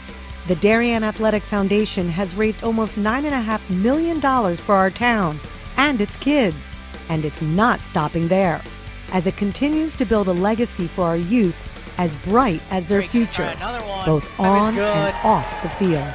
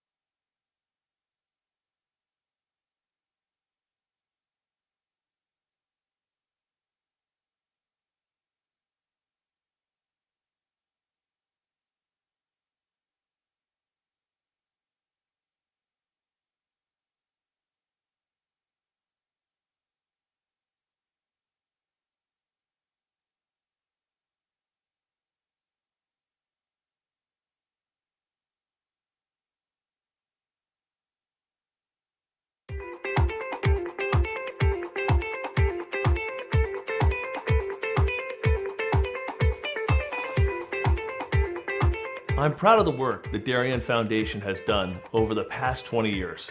If you live here, our work has likely impacted you, your family, and your neighbors. Since our founding in 1998, we've provided more than $4.2 million in grants, which create opportunity for Darien's youth, support our town's safety and security services, and enhance the overall quality of life in Darien through collaboration with community organizations. As a family that's relatively new to town and planning to make this our long-term home, I'm grateful to see my community and my family benefit from the Darien Foundation. When I learned that the edible gardens at the elementary schools, the generator at the Darien Library, and the playground by the Sound were all funded by the same organization, I raised my hand to get involved. I'm proud to support an organization whose impact I see every day in our schools and throughout our community. So far this year, the Darien Foundation has awarded $138,000 in grants to enhance our community. In 2013, the Darien Community Association opened a 4-acre bird sanctuary thanks to a grant from the Darien Foundation. The serene wooded glade has attracted numerous birds, bees, and butterflies, as well as more than 200 school children and other visitors. This year, they added a new pondless waterfall, as well as more trees, plantings, signage, and benches. In 1976, the Darien Historical Society and Darien High School students built the Middlesex, an authentic replica of the 18th century whaleboats. These were used by local patriots in the Revolutionary War to fight the British Navy in Long Island Sound. The Darien Historical Society is restoring this artifact so that it can be part of Darien's upcoming 2020 bicentennial celebrations. The live turtle exhibit continues to be the most popular attraction for children at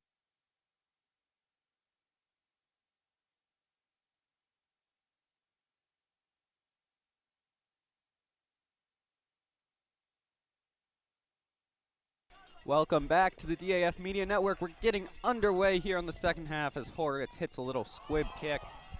It'll be easily recovered by New Canaan, however. Before we really get going here, I'd like to give a quick shout out to the DAF Media production crew, Chris Fallon and Harrison Bell running your cameras, Sarah Bogdan and Mackenzie O'Shea back in the truck doing directing and replaying, and it's Ian Nicholas alongside me here tonight. Also want to thank the great man, Damian Andrew, inviting me to hop on the call for this game. You know, I've called the Turkey Bowl each of the last 3 years with you guys on DAF. It's been nothing but spectacular. You know, these guys are rivals on the field, but we're friends. Singing, you know, we have no animosity towards each other. We have a lot of fun. We'll take talent wherever we can get it, Ian. Happy that somebody has finally called me talented. I'm joking. Thank you, Peter. And we'll open up this second half. New Canaan did, well, they're in a hole. It's 26-7, 11:55 left to go in the third quarter. And Reed Brown's looking to pick up where he left off on that last drive where he threw a crazy touchdown pass to Ryan Corbett. 1st and 10. Brown looking for the bomb. Christian Sweeney one-on-one coverage, and it's wildly overthrown. Incomplete. Looking for Sweeney and Connor O'Malley in coverage. Yeah, good coverage there by O'Malley, not letting any space open up. And it'll be 2nd and 10. Yep, Christian Sweeney's gotten a lot of targets tonight, but they haven't really been able to hook up with the Rams reading receiver just yet, and Darien's definitely done a good job locking him up. Yeah, Darien's played almost flawlessly the whole night, minus a few mistakes here and there. But just great start by Darien, and the scoreboard reflects it. Definitely. It's a 3-possession game, down 19 points. New Canaan's played in crazier ones, but they're going to have to play pretty much as perfect as Darien did in that first half to mount the comeback. Yeah, this de facto Turkey Bowl is never over. No. Hayden Shannon in the backfield and Christian Sweeney in motion. Reed Brown will keep it on the read option. There's a flag thrown, I believe. At least I thought I saw one.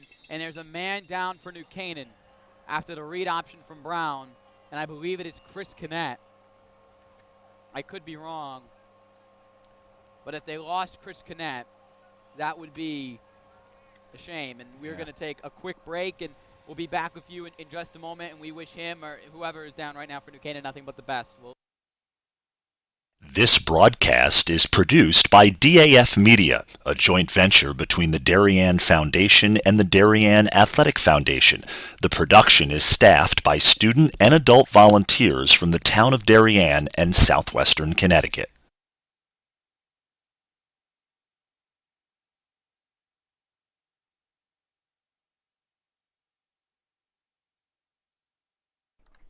Hello, everyone. Ian Nicholas back here with the rest of the DAF Media crew. I do want to clear up a mistake. That was not Chris Connett on the ground. That was actually wide receiver Christian Sweeney, and that is obviously a critical blow. The Rams need to put up a lot of points here in the second half with 11:42 remaining in the third quarter, and Christian Sweeney, their number one guy, limps off the field. So we're going to rely a lot more on Ryan Corbett, Max Alert, Maddox Underwood, and Griffin Koch out wide for the rest of this game. So, 2nd and about 14. There was a penalty on the play, I believe, that pushed New Canaan backwards. Brown, under instant arrest, finds a way out of it. Heaves it downfield. He's got Griffin Koch and just off the fingertips of a senior wide receiver. That could have been huge. Yeah, Joe Caesar was just beat there in coverage, plain and simple. Great play by Brown to just keep rolling out of the pocket and make something out of what seemed like nothing. As you mentioned, he was under pressure right away by this Darien defensive line. An excellent flip of the hips from Brown to avoid the rush, and I've never seen him under this much pressure, and I've also never seen him been this innovative, really getting it done on the move. 3rd and 14. They need to move it up to the 45-yard line for a first down. The hard count does not work, so Brown will go back to the sideline and get a new play in here. Hayden Shin still in at running back to Brown's left. Brown will dump it off to Shin. He's got some room down the far sideline. He's still going, and he might have just enough for the first. Probably going to be a little short. Let's see where they spot him. Yeah, made a man miss there on the far side. Again, we're not elevated. Kind of hard for us to see who it was, but great play there. They're going to give him roughly 12 yards on 3rd and long, so here it is, 4th and 2 or 3, and New Canaan down 19 points here with just under 11 minutes left to go in the third quarter. They're going to go for it. A risky decision. Let's see if it pays off. Yeah, they really need to get something going. This is a huge drive for New Canaan. I'm not really surprised if they're going for this one, down 19. Brown gives it up to Hayden Shin. They go right back to the senior, and does he have enough? The push. And it looks like with the second effort, Shin will get enough for the first down, and the ref signals yes. Darien sideline still signaling that he didn't get it, but that's wishful thinking if you're Darien. That's a huge first down for New Canaan. As I was saying, it's absolutely imperative that they score here, down 19. They got a huge score at the end of the first half. Just got to keep this momentum going and put another one in the end zone. Just under 10.5 minutes left to go now after the Hayden Shin first down on the ground. Trips right to the bottom of your screen. There's a flag on the play. It looks like it's going to be offsides on Darien. I believe that's on number 20, Charles Rooney, the 6'3" senior linebacker. And that will push New Canaan up another 5. We saw the penalty speeder bite Darien in the butt at the last drive at the half, and it looks like they continue to bite him here. Yeah, I got to think it's either a lot harder or New Canaan doesn't score there at the end of the first half without the Darien mistakes. We talked about in the first half, Darien and New Canaan not usually teams that'll make too many mistakes in a game, but an offsides there going to hurt Darien. So right at midfield at the 50-yard line here for 1st and 5. Brown over the middle, and an excellent catch is corralled by Max Alert. He only caught 2 passes through New Canaan's previous 3 games. That was 2 weeks ago up against Fairfield. But all of a sudden, he's become the star for this game in New Canaan, where their passing game has been weak. And it looks like he has just enough for a first down. And he does. Yeah, he took a shot there. Charles Rooney in coverage, but great job to come down with it and pick up the first down for New Canaan to keep going on this drive. So New Canaan at the 45-yard line now after the 5-yard hookup from Brown to Salert. They'll put him in motion. And Brown will give it up the gut to Hayden Shin. Just right up the middle, and a good push from the offensive line is going to get him 3 or 4 yards probably. Yeah, a lot of running right up the middle here tonight. Both teams trying to establish the run game, but neither team has been able to really get it going. Besides Stafford's run in the first half, the one he broke for the touchdown, we really haven't seen any deep runs by either team all night. Yeah, Darien's done an excellent job tonight of controlling the line of scrimmage and limiting New Canaan's usually potent ground game. Here's 2nd and about 6. Brown over the middle. He's going for the deep shot down the far sideline, and he cannot connect with Griffin Koch. Overthrown.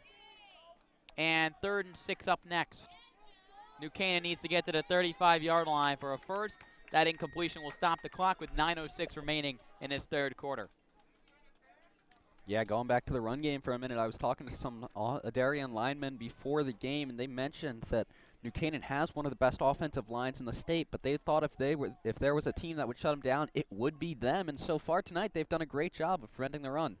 Hey, you have to be confident even when you're going up against big guys like Ned Brady, David Siegel, Teddy the Clue, and the rest of those hog mollies in the trenches. And Darien has come in confident, but most importantly, they come in prepared. 3rd and 6, Salert in motion. Brown scanning. He's going to step up. He's going to run, and he's going to slide to avoid the potential big hit from Rooney. He's short of the sticks, but he will pick up a solid gain of 3-4 yards, and it's 4th and short up next. New Canaan offense staying on the field, it looks like. I'm not surprised by that. Down by 19. It's time to start taking some risks. Can't be punting the ball away here. Probably outside of field goal range, knowing the high school kicking level. But 4th and short, you got to stay on. You got to go for it here with 8:32 left in the third quarter. Brown looking over the middle. It is hauled in and corralled by Chris Canette. He's going to have to step up in the second half with Christian Sweeney currently on the sideline. And the do-it-all man makes the big play to keep this drive alive with 8:27 and counting left to go in his third quarter. That's a big play for New Canaan, as we talked about at the top of the second half. I think they have to score here to get themselves back in this game, down by 19, with completely dominating the first half up until that last drive. They really got to get something going, and that's their second 4th down conversion here. If they keep going like this, it looks like they're going to score. Just over 20 minutes of regulation left to erase the 19-point deficit. Brown's going to keep it on the read option, and he's taken down by Darien's number 8, Ryan Blatney, the 5'11" senior outside linebacker. And that's a pickup of about 2. Good news for New Canaan, Christian Sweeney back in the lineup after he limped off the field. And they'll take him at, well, however healthy he is. Yeah, Sweeney's such an important player to this New Canaan offense. Really just one of the players Darien was keying in on going into the week. So, yeah, as you mentioned, New Canaan just happy to have him back. So 2nd and about 7 or 8 after the quick one from Brown. 7.5 minutes left to go here. Brown looking and finding the hole for the completion. On the far side of the field, it looks like it is Max Salert once again, who is making catch after catch. The sophomore is showing that he's not the only young receiver on this field that is making plays for these teams. Yeah, Charlie Silsby almost able to get a hand on it there. Wasn't able to do it, and that'll move the chains here for New Canaan. Clock continues to roll with 7:10 left. Brown will give it to Hayden Shin. He finds the room, and he's finally stopped by number 75, Cole Murphy, the junior. Shin, he's very shifty. He can make those jump cuts, but couldn't get to the second level there. Yeah, we haven't seen a lot of the New Canaan red zone offense tonight. Just saw it at the end of the first half, and they did a great job. Again, as I've said, up for this whole second half, they got to score here. We'll see what they're able to draw up. So 2nd and about 6 after the 4-yard run from Shin. They're going to give it, no, it's the play action. Brown, he's backpedaling, and he's drilled for the sack. Trying to continue to do his great work that he's done recently outside the pocket, and it caught up with him there. Yeah, Silsby there on the sack. The Darien parents were vocal in their thought that there was a hold there. No flag down, and that's a huge sack there by Darien to just back New Canaan up a bit. No hold, but it is still a loss of yardage for New Canaan. The flag was thrown. It looks like it has been waved off. Obviously, yep, you want to take that sack yardage and the loss of down. So they're still trying to sort it out on the field.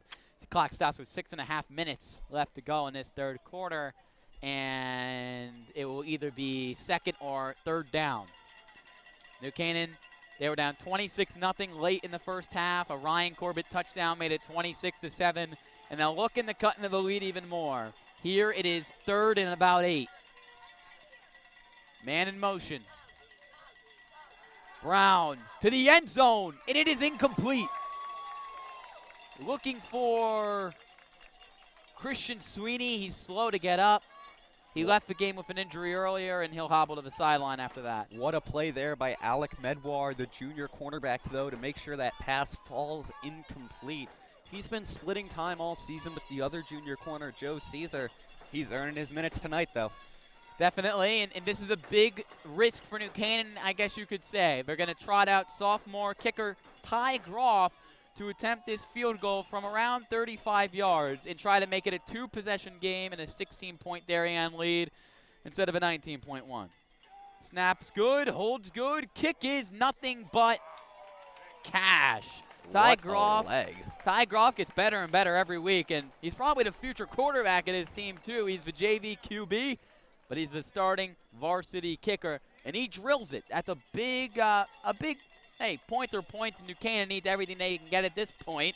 It's 26-10, 6:12 left to go in this third quarter. I was about to second-guess New Canaan there. I was wondering why the field goal unit was on. You already had 2 fourth-down conversions on the drive.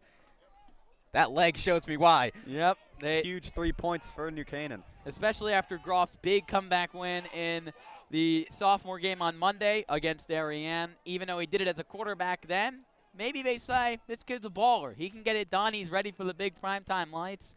And they call it on him to make a big play. It's a 2-possession game either way. If it's a touchdown or a field goal, a touchdown would have made it 26-14, a 12-point game, and a field goal would make it a 16-point game with a touchdown and 2-point conversions, the game that you'd be playing then.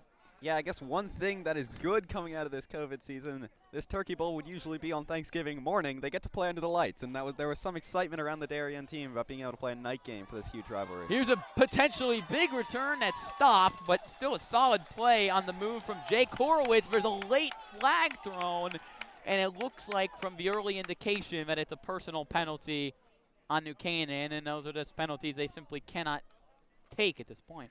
Walker, we just said it. It's a rivalry game. This is a huge game. There may not be 5,000 fans here as usual, but it's not quiet. Emotions are running high, especially as this game gets closer and as we get closer to the end of the game. But those are mistakes you just can't have if you're New Canaan. You're down. There's 6 minutes left in the third quarter, not a whole lot of time left. You cannot be giving Darien a free 15 yards, especially with how potent their offense has been tonight. And speaking of potent, it's been led by Miles Drake, the junior quarterback.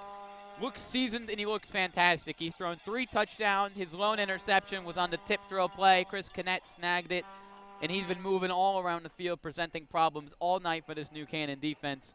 And then, of course, Matt Minikis, who has a hat trick already, I believe, with 3 touchdown grabs. He has been nothing short of spectacular. We cannot say enough about how spectacular Drake and Minikis have been tonight.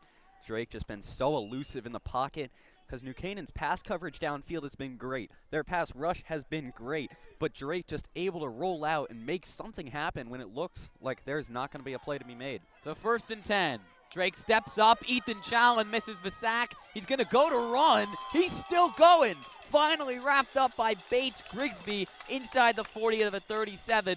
He's like the point guard out there. He's got the handles, and he can move with the football just as well as he can on the hardwood. He is the point guard for the basketball team, and he's playing like it tonight.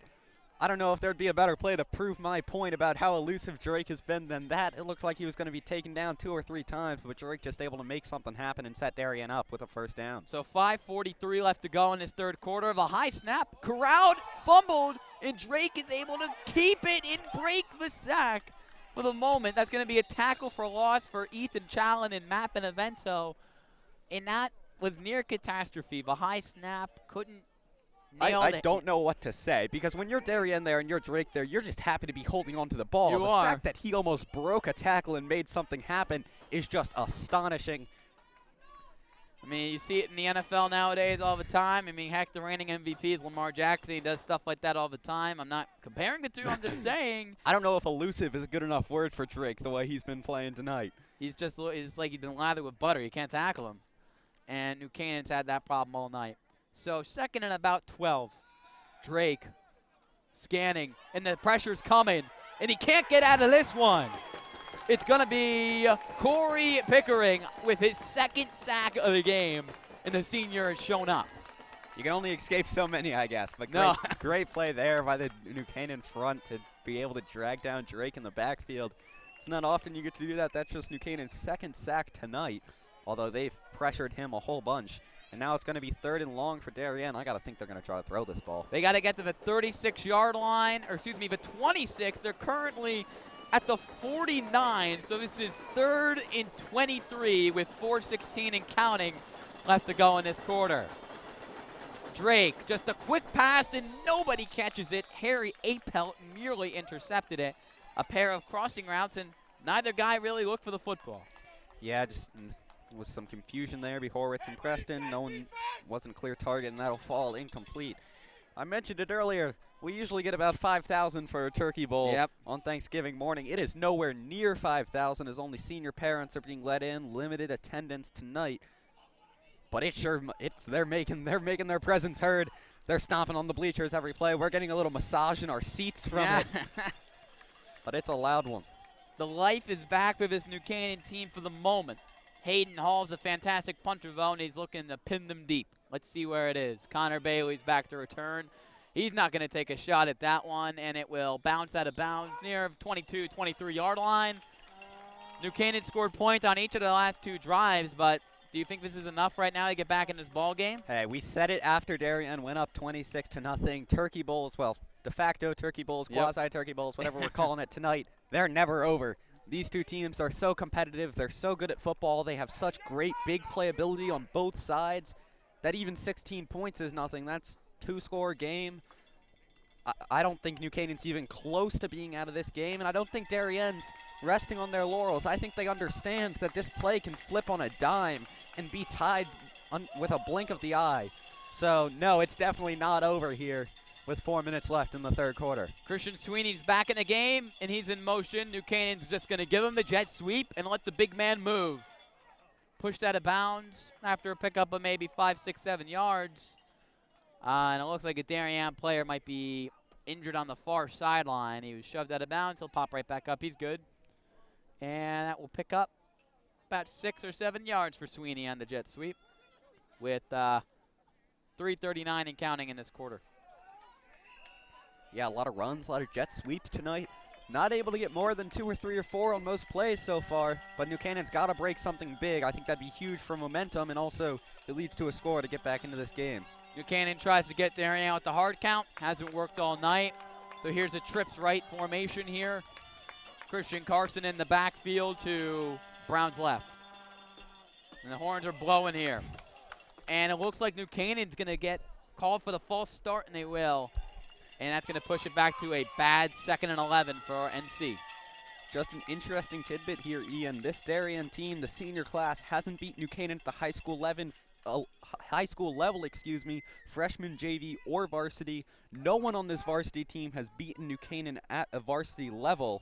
So a lot to play for here for the Darien seniors and the team as a whole. This is their last chance to prove that they can hang with New Canaan. And adding more to this already intense game.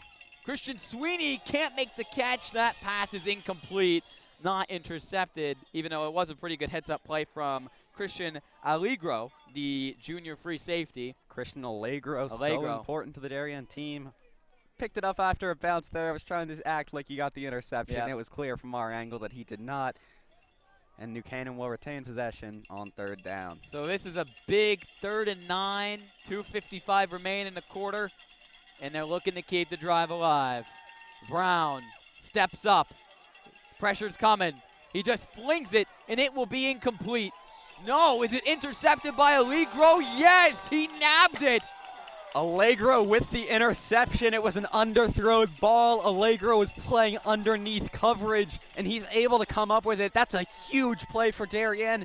Just as it looks like New Canaan might be crawling back into this game, picking up the momentum, Allegro comes up with a huge interception. Christian Sweeney's playing a bit injured. He was clamped up by Allegro there, the free safety. He matches Sweeney with his size. They're both 6'3", and it's very hard to find the guy with similar measurables to Sweeney. And an excellent play. We actually couldn't see the ball when it got thrown. The Darien sideline was blocking it, but you could tell from their instant excitement that the big play happened, and they will take over smack dab on the left hash to the 50-yard line. And Miles Drake is going to look to add to the lead with 2:47 left to go in this 3rd quarter. and it's just going to be a give up the gut to Stafford, and he's going to ride a couple New Canaan defenders for a Darien first down. Jeremiah Stafford is having himself a night tonight when there hasn't been a lot going in the run games. A pickup there, his 53-yard towards 50-so-yard touchdown in the first half. That was huge. Stafford's not even the first-string running back for Darien. Callum McNear out with the injury.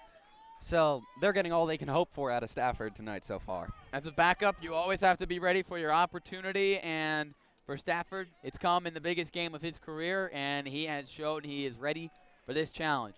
1st and 10 at the 37-yard line of New Canaan now. 2:20 remaining in this third quarter. Dual backfield set. And they will give it right up the gut to Stafford again. And this time, Will McKay says he's had enough. Decks him for the big hit after the pickup of 2 or 3. Yeah, we hadn't seen the dual backfield from Darien all night. That was actually Jake Horwitz as the second running back, who's usually one of their top receivers. Yep. So different formation, maybe trying out a different look here with under 2 minutes left here in the third quarter. Up by 16, just trying to get anything going. Run game hasn't had a lot doing tonight. Just if either team can get the run game going, that's going to be a huge advantage as we come down to the close of this game. 1:42 left in this game. Another dual backfield set for Darien on a 2nd and 8 from New Canaan's 35-yard line. They put a man in motion, and they're going to swing it right out to him. It's Horowitz. And Mappin-Avento and a bunch of New Canaan defenders, as well as Bates Grigsby, come in to stop him for the tackle for loss. You saw the dual back set there once again from the play before. Horwitz motioned out of it prior to the snap and went out for the screen. Maybe that first play, the handoff to Stafford with the dual back, was meant to set up the second one, but New Canaan was prepared for it. They were not going to have it, and Horwitz is stopped at the line of scrimmage. So here's a 3rd and 10 right back at where this set of downs started at the 37-yard line. And New Canaan need to stop here if they want to slow down Darien and give Reed Brown another chance to make up for that last interception. Trips left, and Stafford in at Drake's left as well. Scanning, good protection. Over the middle, and a sliding catch is made by Amir Preston. And he is a bit banged up after that effort. Drake has had some trouble finding Preston all night. He missed a screen early in the first half. He missed some passes over the middle later in the first half, but they're able to connect there. Preston, one of Drake's favorite targets. Yeah, and he will walk to the sideline under his own power, so it looks like he will be okay. And his shoulder pads some a little uniform issues. Uniform problem. And it looks like a timeout was called from somebody because the clock stops with 47 seconds left in this third quarter. Not sure if it was used by Darien or New Canaan. And it's going to be interesting to see if they give him a first down here. They haven't moved the chains just yet. It looks like he got enough. Yeah, if not, I think Darien's got to stay on the field and go for it. Horwitz is a good kicker, and he has the capability to make it. But I think it's honestly a safer bet if the offense were to stay on the field. That's assuming they don't move the chains, which, based off the looks of it, it doesn't look like they're going to. Yeah, one of the refs just signaled in the New Canaan direction to indicate that it was just short of a first down. I believe. Maybe that was him giving a timeout signal, not really sure. Let's see if the chain gang comes out. Let's see, one of the refs is going to talk to head coach Mike Forget. Maybe there's a call they have to talk about. It's going to be interesting here. It will be 4th down in short. Yeah, but even though the chain gain hasn't moved up, now they will, and they're going to give them the first down, finally. Yeah, so Darien will get the first down here. That's a delayed call, to say the least.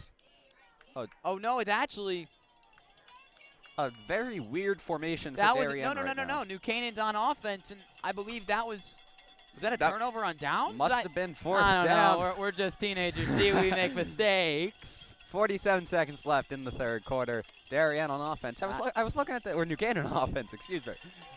So let's see. 1st and 10. Brown gears up over the middle of the field, and Christian Sweeney makes an excellent catch with Allegro all over him. Allegro's a name we didn't call in the first half really at all. We've saw him 3 or 4 times here in the second half, in the third quarter alone. He's making himself known tonight, of course, with the interception. That gave Darien the ball back here as we will come under 30 seconds here in the third quarter. Moves it up to roughly the 41-yard line on the first down completion from Brown to Sweeney. Chris Connett in motion. 20 seconds remain in a quarter. Brown going for the long ball. It's incomplete, and no flag is thrown, even though there was a very little contact. It looked, at least from my view, and maybe my bias as well, as I am from Darien, a little incidental. The receiver turned upfield and kind of ran into the cornerback. I don't think that's a call. Again, might be my bias, but I think that's a good call by the referees to hold the flag. I do think you showed off your football IQ there. Medwar put up the hands. Looks like he was trying to show the refs that there was no illegal contact, so no foul, no flag called on that. 2nd and 10 from the 41-yard line. 19 seconds remain in a quarter. Hayden Shannon at running back. Brown will roll right, sling it, and broken up. An excellent play and coverage from Ryan Blatney, senior outside linebacker. Brown looking for Christian Sweeney. Yeah, huge play there by Blatney to make sure that pass is not caught. Darien needs all the help they can get. Obviously would love to get the ball back and just put a stronger wall and stop to the New Canaan momentum that they had, scoring on the first drive of the first half and the last one, or the first drive of the second half, excuse me, and the last one of the first half. So New Canaan not in the best of spots here, as it is 3rd and 10. They need to work it up to the Darien 49-yard line for a first down with just 9 seconds left in the quarter. Brown going for it all. Chris Connet's under it. It's incomplete, overthrown. Alec Medwar in coverage. Yeah, good play there by Medwar to make sure the hands were out, especially from a trailing referee. It might look like there's some contact there, but Medwar putting out the hands to make sure there was no interference call. And Brown's really been overthrowing a lot of receivers tonight. Definitely more than underthrowing. It might be because the last pass he underthrew was an interception by Allegro right in front of us. So that's going to be something to keep track of as the night goes on and see if Brown can adjust for that. I mean, you always want to throw your receivers open, but Brown is definitely missing on those deep shots right now. Here's Nick Radman on the punt. That will end the third quarter. It takes a spectacular New Canaan bounce inside the 20-yard line, around the 15. That is where we are. At the end of 3 quarters, New Canaan has cut the lead only slightly, adding a field goal in that third quarter, and they were able to shut down Darien's offense. But regardless, Darien with a 16-point lead heading into the fourth quarter, and the football, life is good, but still 12 minutes left to play in regulation. Yeah, these games are never over, football in general, but especially when it's Darien, New Canaan out on the gridiron. They'll have 12 minutes to try to put up 16 points. It sounds like a tall task, but there are huge playmakers on that New Canaan offense that can break it like that. This game is nowhere close to being over, but Darien will have a chance to put a touchdown and at least put the game on ice. A 3-touchdown lead would even be asking a lot for the New Canaan offense. So Drake gonna try to lead the team here coming out at the start of the fourth quarter, knowing how big a score would be here. All right, let's roll it. It's a big fourth quarter here. Darien, they want this win. They haven't, as you mentioned earlier in this game, none of these kids that are playing on this field right now have ever beaten a New Canaan team. Freshman year, sophomore year, or JV. I mean, JV or at the varsity level. I'm losing it right now. The senior class has not beaten them on freshman, JV, and varsity. No one has beaten them at the varsity level. Will that win come tonight in an unofficial FCFL game? Run up the middle to Stafford, tackled by Braden Sweeney after a pickup of a few. 2nd and about 7 on the horizon as the clock continues to roll in this fourth quarter. Yeah, in the general sentiments we've gotten from all athletes across the board in Darien, but especially the football team, if you told them 2 months ago, 3 months ago, that they were going to be playing 11-on-11 football against New Canaan, not on Thanksgiving, but on a night here in New Canaan in 2020, I think they all wouldn't have believed you. So they're more than excited to just be playing. And it would just make these Darien players' careers to be able to beat New Canaan here tonight. Drake set the pass. He's got the time. He's got the man. It's Amir Preston, who can't find a lot of room after the catch, wrapped up by a couple New Canaan defenders, including Will McKay. He'll be stopped short of the sticks. 3rd and about 2. One thing. No, they're going to give him the first down. Sorry. One thing to note here as we start to come down towards the end of the game, Darien with a 16-point lead, you might usually see a team switch to running the ball more, try to milk some clock out. The run game hasn't been able to do anything minus a few plays here and there, So I would expect Darien to just keep throwing the ball at least for the first half of this fourth quarter, just trying to get some offense going, as another score would almost put the game on ice. Trips left formation to the top of your screen. New Canaan brings the pressure, but it's blocked well. A big run for Stafford before he's finally slammed to the ground by Harry Apelt, but the run game came alive there, Peter. A pickup of 8 or 9. As soon as I say it, Ian, he breaks 1 for 10. The ultimate jinx. To all the New Canaan fans, I'm sorry. Yeah. I apologize for jinxing you there. But great run by Stafford. Yep, 2nd and 1. Pickup of 9, the first down at the 38-yard line. More like 2nd and inches. With 10:19 left to go, 10:20 left to go in this fourth quarter. And they're going to move it for another first down. They're going to say they're going to give him the benefit of a doubt and give him just enough on a Jeremiah Stafford run. Preston and Stafford both got the benefit of the doubt there on these little last bit, two plays. Just a little. New Canaan fans have gone silent over there, while the Darien fans are letting their voices be heard. They have all game, and it's no different right now. Yep, just over 10 minutes left to go in the quarter. Pressure's going to come from New Canaan. It's well blocked, and it's a check down to Stafford. Great acceleration. A flag is thrown at the tail end of the play, though, and it's going to be on Amir Preston for an illegal block. You could tell he literally slammed himself into the ground. We saw Preston right after he saw the flag comes knew. out, throw both hands into the ground. That's just mistakes that can't happen this late in such a big game. But just one thing to note about Drake, for as good as he has been tonight, being elusive, that screen pass, something you'd expect to be generally on target, was a bit out in front. That's the better miss of anywhere. You'd rather have it out so the receiver's running to it. But he threw one high to Preston earlier. For a team that relied so much on the screen pass last week against Stanford, that's surprising, really, that Drake hasn't been able to make those passes right on the money all night. Yeah, you know, Drake is not the most accurate of quarterbacks, but what you could say is what he lacks in accuracy, he makes up for in playmaking ability. And, you know, Darien will learn to live with it. They've learned to live with a 16-point lead. So, you know, if a few targets are off target here or there, he's only a junior in his real Darien high school senior season next year. He can clean that stuff up, hopefully. So 9:40 and counting left to go in this fourth quarter. It's 1st and about 15 now. Drake under pressure, and he's going to go down. New Canaan gets the sack. A lot of guys at the bottom of that dog pile, and it looks like it's going to be Ethan Challen as well as number 41, which is Barrett Schmitz, the junior inside linebacker, who makes the play there. And that's really big for New Canaan. Clock continues to roll with just over 9 minutes left to go in this fourth quarter. But Darien's drive is stalling here on a 2nd and very long. Darien taking their time to get up to the line and snap this ball. Can't blame them for doing it. 2nd and long here. If you don't get the first and you end up punting the ball away, you just want to run off as much time as you can with the 16-point lead. Drake is going to roll out from instant pressure from Barrett Schmitz, and the junior nearly gets the sack. Drake flips it at the last second to Stafford and avoids that sack. Stafford was ready to get up and run with that ball. He thought it might be a fumble, but it was ruled an incompletion. Drake's arm was clearly going forward, amongst other things that make that not a fumble.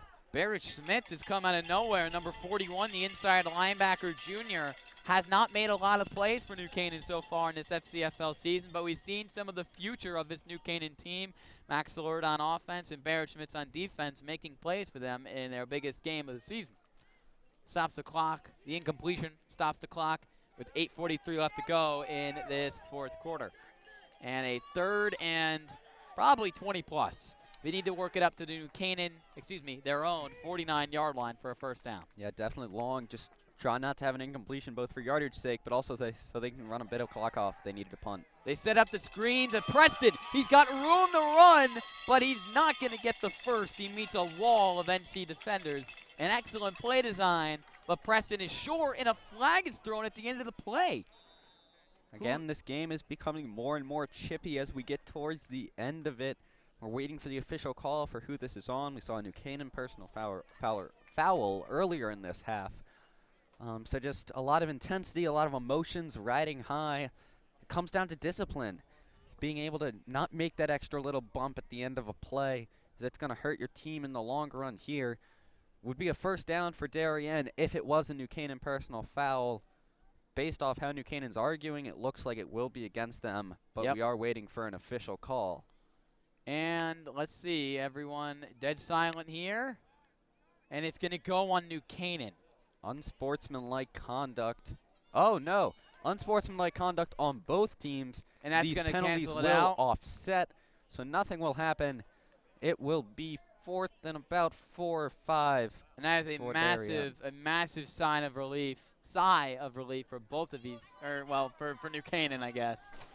And if that was Chris Connett who got that penalty, as they're going to send Hunter Hall out and Hayden Hall out, and the rest of this punt unit, Chris Connett is really one of the nicest people you ever meet. I'd be very surprised, but hey, things get chippy. New Canaan, Darien.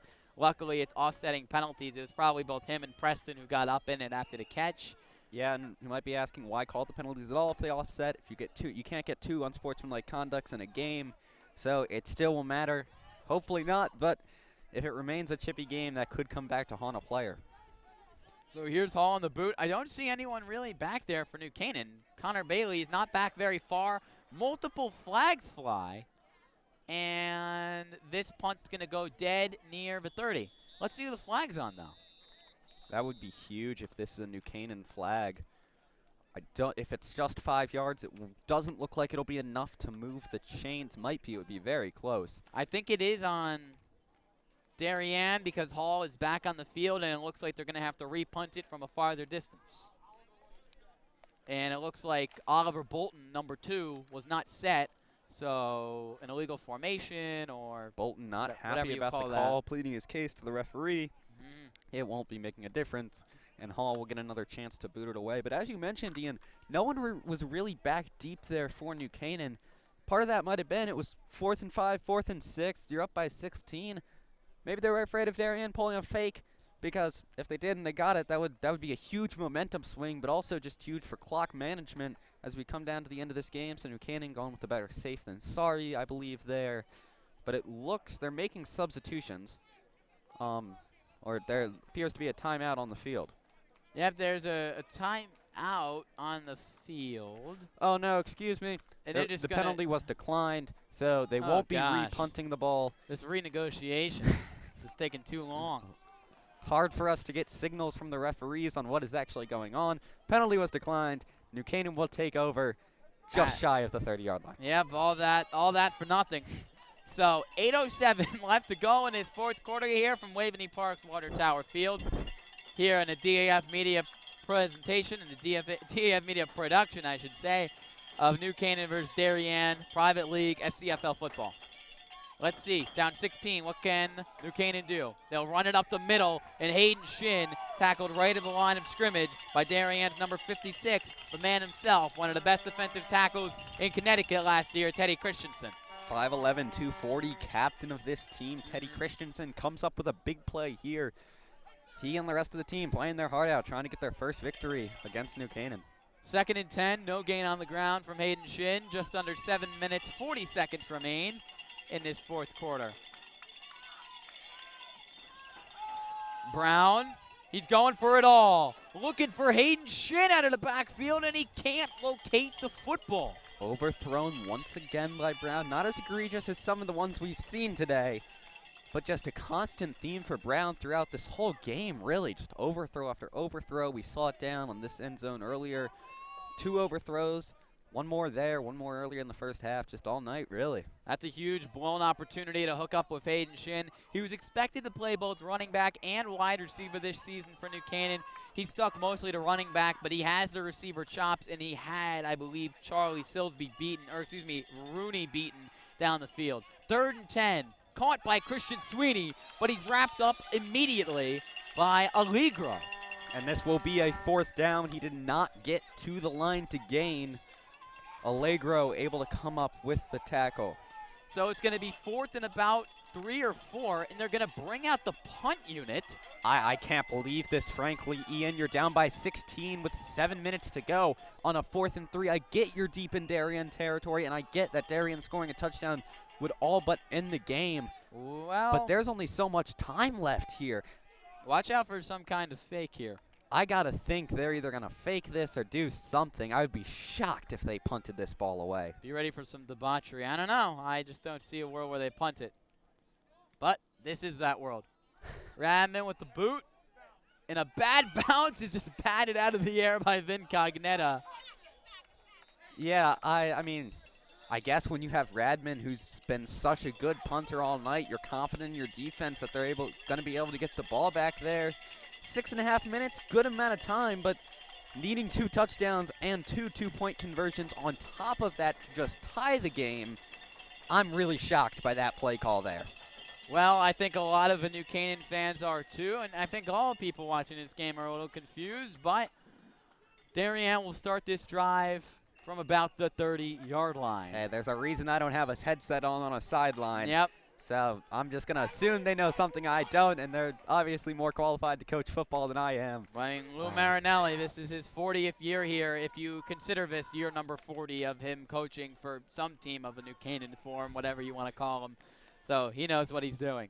Run here to Stafford. Breaks a tackle. Actually, that is not Stafford. That is Horowitz on the run, and he goes nowhere. Chris Connett and Bates Grigsby will finish him off, and unfortunately, Horowitz is on the field in a little bit of pain. So we are going to take a quick little break. He's down, and we'll see you in just a moment.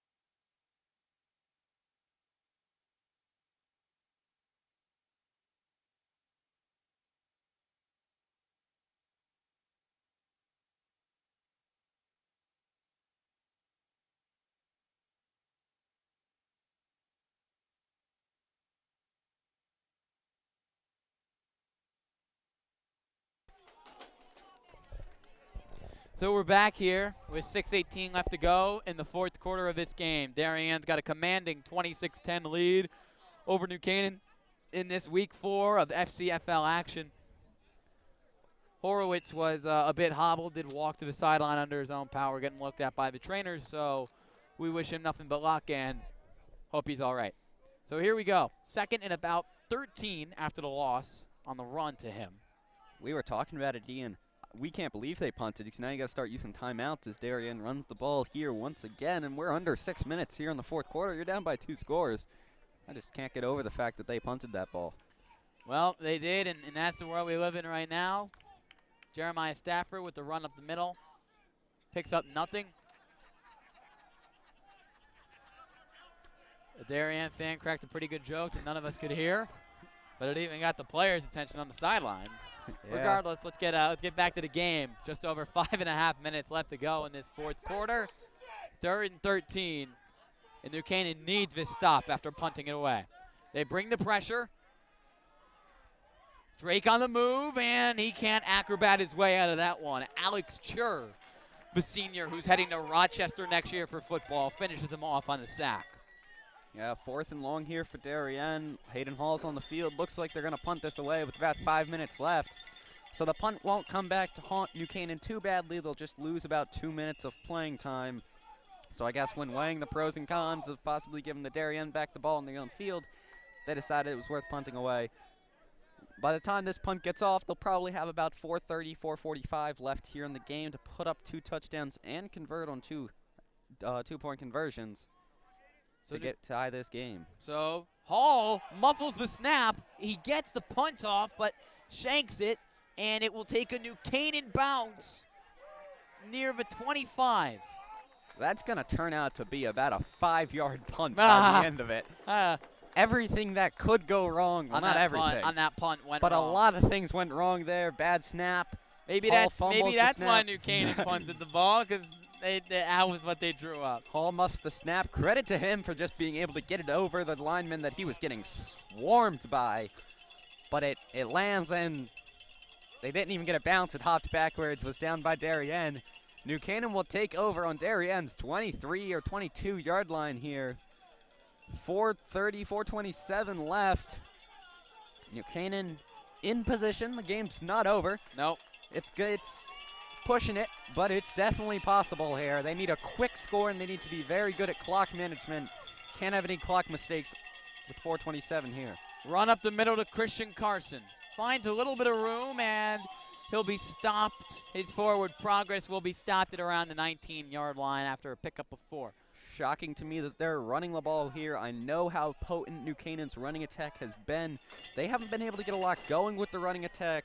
And when you're coming just up to about 4 minutes here, you don't want to use timeouts this early. I'm surprised they're still running the ball. Second down. Brown over the middle. Incomplete. Looking for Maddox Underwood. And that will stop the clock with 3:59 left to go in this fourth quarter. And I believe the play might have been, was blown. I thought it was dead. too, but they played it through. We heard whistles and some signals from the New Canaan sideline. That play will not count for anything. No, it won't. Remain second down with 1 second under 4 minutes. 3:59 here left in the fourth quarter. But let's see why they blew the whistle. I believe there was a timeout prior to the snap by, it appears, New Canaan. The ref is talking with New Canaan head coach Lou Marinelli, and they're working it out here. It might be a penalty on Darien that he can either accept or decline. Let's see what we have. This is New Canaan's last chance to make a comeback in this game. They need a touchdown and a 2-point conversion to make it a single possession game. Not to be pessimistic, but if New Canaan doesn't score here, it's almost all but over, barring anything unusual. This is Darien, New Canaan, and it is 2020 though, so something unusual would not shock me. I mean, we just saw a 5-yard punt, so who knows what will follow that. Still trying to figure out what's going on here. Down marker still says second down and about 6. Darien fans letting their opinion on the matter be heard. They think it's third down. They believe the play was not blown dead. One thing to note, though, over the last 5 or so minutes, the Darien fans have been loud and vocal, while the New Canaan parents section has all but fallen silent. Let's see. It's still second down. Brown over the middle, incomplete. Chris Connect made an effort at it, but Christian Sweeney was sandwiched between 2 Darien defenders. Maddox Underwood was sandwiched, and he couldn't come up with it. And those tips are always dangerous, whether you're the offense or you're the defense. Medwaller had a chance maybe for an interception. It was pushing it with Christopher Connect. They were there. Neither of them able to come down with it. So 3:46 left to go. Third and about 6. One of the last stands for New Canaan. They need to convert and score. Plain and simple. Christian Carson into the left of Reed Brown. Ryan Corbett in motion. Brown looking. He'll roll right. Set his feet to the end zone. And it is intercepted by Allegro. The bobbling pick. Number 22 with pick number 2, and Chris Connect couldn't come up with it. What a play by Christian Allegro. His second interception of the night. Bobbled it around in the end zone, but was able to come down with it. And the Darien sideline and parent section going crazy. They think they have this game all but wrapped up. 16-point lead with 3 minutes and 30 seconds left. I like their chances, Ian. But as we said, it's Darien and New Canaan. It's 2020. Nothing's over till it's over. So tune in to see how the final 3 minutes and 36 seconds of this one pans out. But that Christian Allegro interception, his second on the game, a superstar in the making at 6'3" for a defensive back. He just presents flat-out problems. An excellent play and coverage there. Interception number 2 for Reed Brown. And Darien will take over right near the 20. Yeah, they will take over at the 20 because it was a touchback. The Darien team just mauling Christian Allegro on the sideline. Still just celebrating that interception. Huge play for them. Run up the middle to Stafford will pick up nothing. It will set up 2nd and 10. And New Canaan will call the timeout with 3:28 left to go, down 16 here at Waveney Park. And Darien, they've gone 2-1 in the private league so far. Their biggest game so far this season was their 27-20 loss to the Bad Son Football Club. But you know what? They've put that in a rearview mirror, and they look like a completely different team here tonight. Yeah, this is not the same team that lost to the Badson team, associated but not officially with St. Joe's. Of course, private league football. None of these teams have affiliations with the school technically. Nope. Just the towns or the general area of what a school might represent. However you want to slice it. Darien and New Canaan here. And Darien's got to like their chances with 3:28. Barring anything unusual, it looks all but wrapped up for them. The Darien sideline has a lot of energy, preparing for a celebration that might be in order shortly. And this will be most likely the final game of this FCFL season, as the state of Connecticut has banned the playing of 11-on-11 football after this weekend, and we wouldn't want it to end any other way. New Canaan versus Darien. It's a matchup that simply does not get much better. They bust out the trick play. It's thrown by Harowitz, and it's dropped by Amir Preston, and he is banging himself for that one. Horwitz can do it all. Kick, catch, and now throw. And come back from the dead. Comes back from the injury, and it shows off the arm. Wow. Yeah, chance there for Preston to catch it. Wasn't the best throw. He's not really a quarterback, and it will fall incomplete. Darien getting creative towards the end of this game. And if New Canaan has any chance left in this game, that stops the clock with 3:22 left to go. So a potential dagger for Darien falls incomplete. Here's 3rd and 10. Drake scanning, lets it fly, and it is reeled in. Horwitz able to get a foot or two down. He and gets comes it down with it easily. That's huge. That's huge for Darien. That'll move the chains. So that'll be a first down. And you can feel the energy for this Darien team. I can feel your energy. Chris Canette was right there, but an excellently played football from Mr. Drake. Simply, you could not put it anywhere else. And a sliding catch from Mr. Horowitz, making up for his underthrow on the trick play and doing much better at his natural position of wide receiver.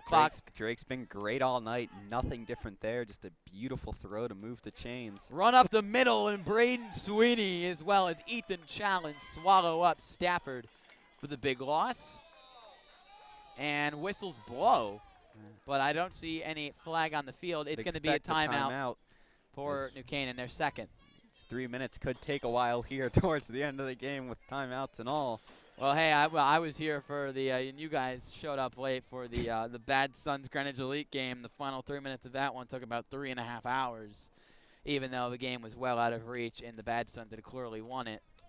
Let's see what will happen here. 2:59 left to go. New Canaan calls their second timeout.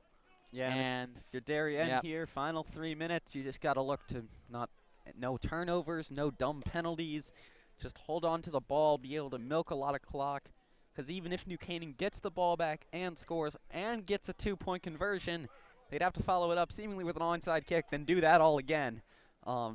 Definitely favoring Darien here in the final 3 minutes. Hopefully, Darien, they don't play in Atlanta, and they're not called the Falcons, so I don't think they're going to choke this game away. But let's see. It looks pretty dang good right now for Darien.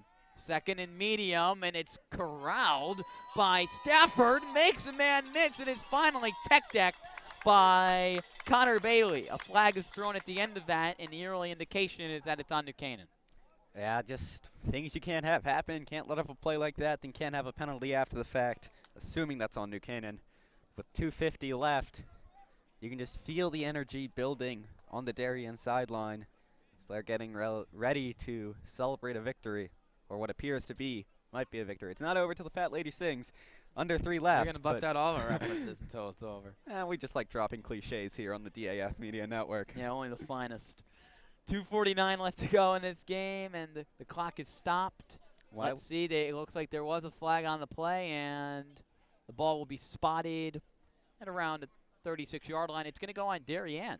While we have a minute here before the wildness that might ensue over the next 3 minutes, I'd like to give another quick shout out to the DAF Media production crew, Chris Fallon and Harrison Bell here on camera, with Sarah Bogdan and Mackenzie O'Shea back in the truck directing and doing instant replay.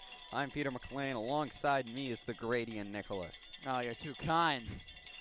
You're too kind, Peter. Thank you so much. So happy to be with you guys here on the call today with just under 2.5 minutes left to go here in this fourth quarter. Darien in clear control, setting up the quick screen pass and spinning out a one tackle before finally being swarmed is Stafford. Chris Connect was the man who got there first, and another late flag is thrown.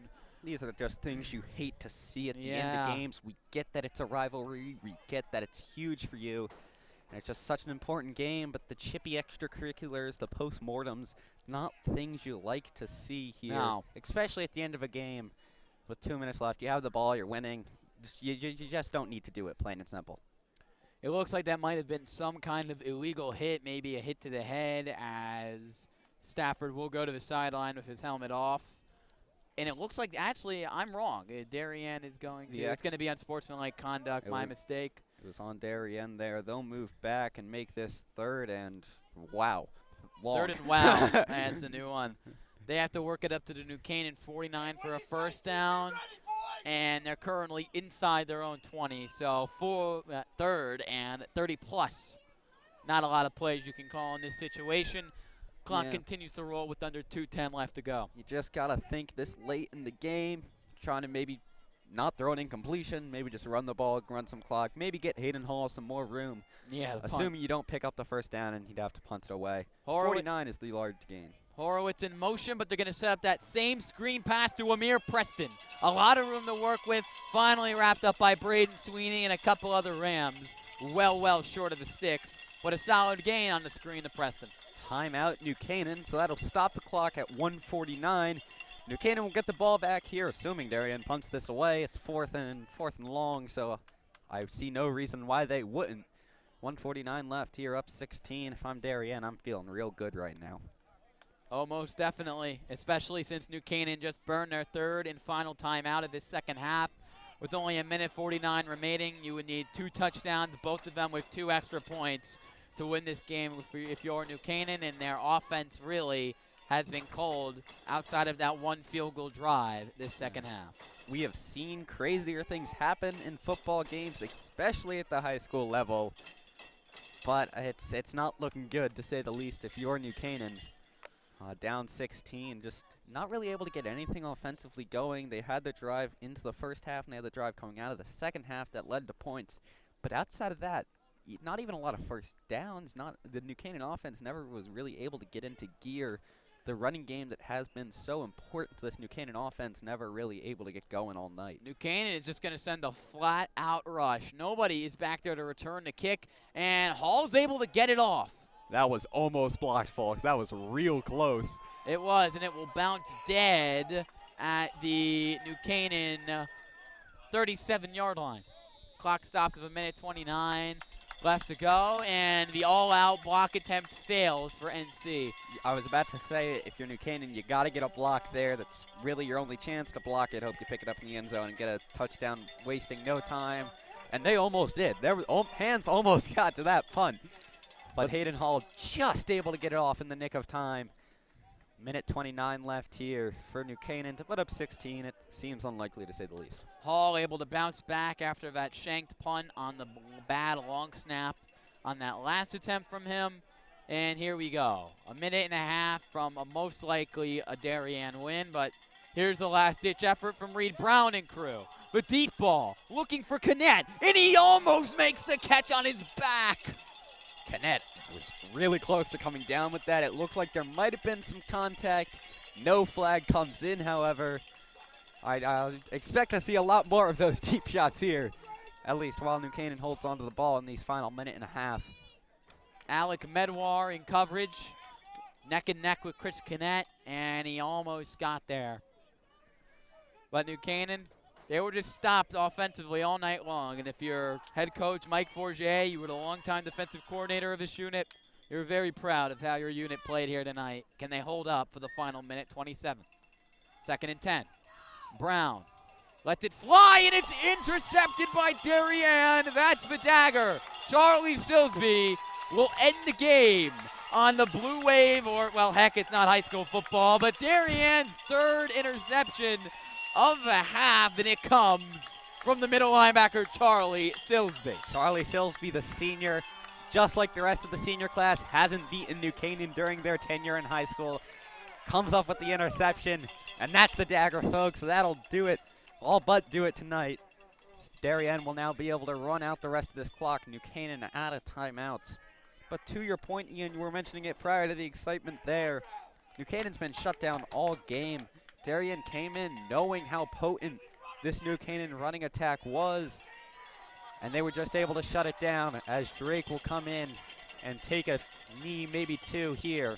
Yep, to wrap up this game. The sweetest play to call in football is the one that comes in the victory formation, and this is the sweetest of sweet moments if you are a fan of Darien football. Although it might not go down in the record books as a CIAC officially sanctioned game, it means so much more in a year that's seen a lot of craziness. Players embracing themselves on the sideline as they have finally taken down the team, but they want to beat the most every single season. Yeah, all the parents have their phones out there taking photos and videos here of these final moments. The Darien senior is just overjoyed to be able to knock off New Canaan. Not on Thanksgiving, not in front of, as usually, as a big crowd. But it's a win nonetheless as the players embrace here, as that will do it. Just an unbelievably phenomenal game played from Mike Forget and his crew. The first game he plays against New Canaan as the head coach of his team, and even though he might be the quote-unquote interim coach of his team, he has earned his place and earned the respect of his community.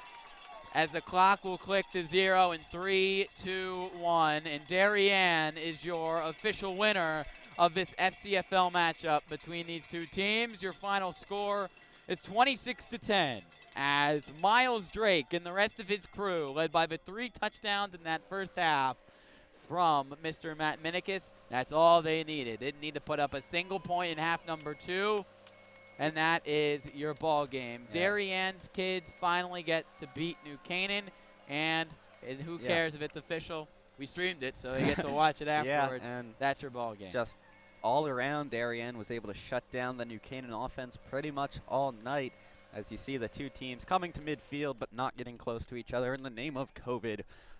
As this will be most likely the last team these two games play. As you said, the state no longer sanctioning 11-on-11 football as Connecticut rolls back to phase 2 or 2.1, whatever the official language may be. Just spiking cases will prevent these guys, as the way it seems, from taking the field again this year. But for Darien, no better way to go out their first victory against New Canaan in a few years. And just, it must be so sweet for these seniors.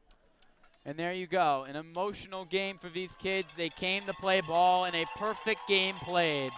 Your final score, 26-10 in FCFL football. The Darien team has beaten the New Canaan team. And that is how these two teams will end 11-on-11 football in the state of Connecticut right now for this FCFL season. It's been an honor to be on the call with you guys in DAF. I always love coming and calling games with you guys. You guys are nothing but perfection at its finest, led by Damian Andrew. And I don't know if you want to give one more shout-out to the rest of your crew. You know them better than I do. And why not? Yeah. In the booth directing all night, Sarah Bogdan alongside her doing instant replay, Mackenzie O'Shea, Chris Fallon on the main cam, Harrison Bell on the ISO doing a great job all night.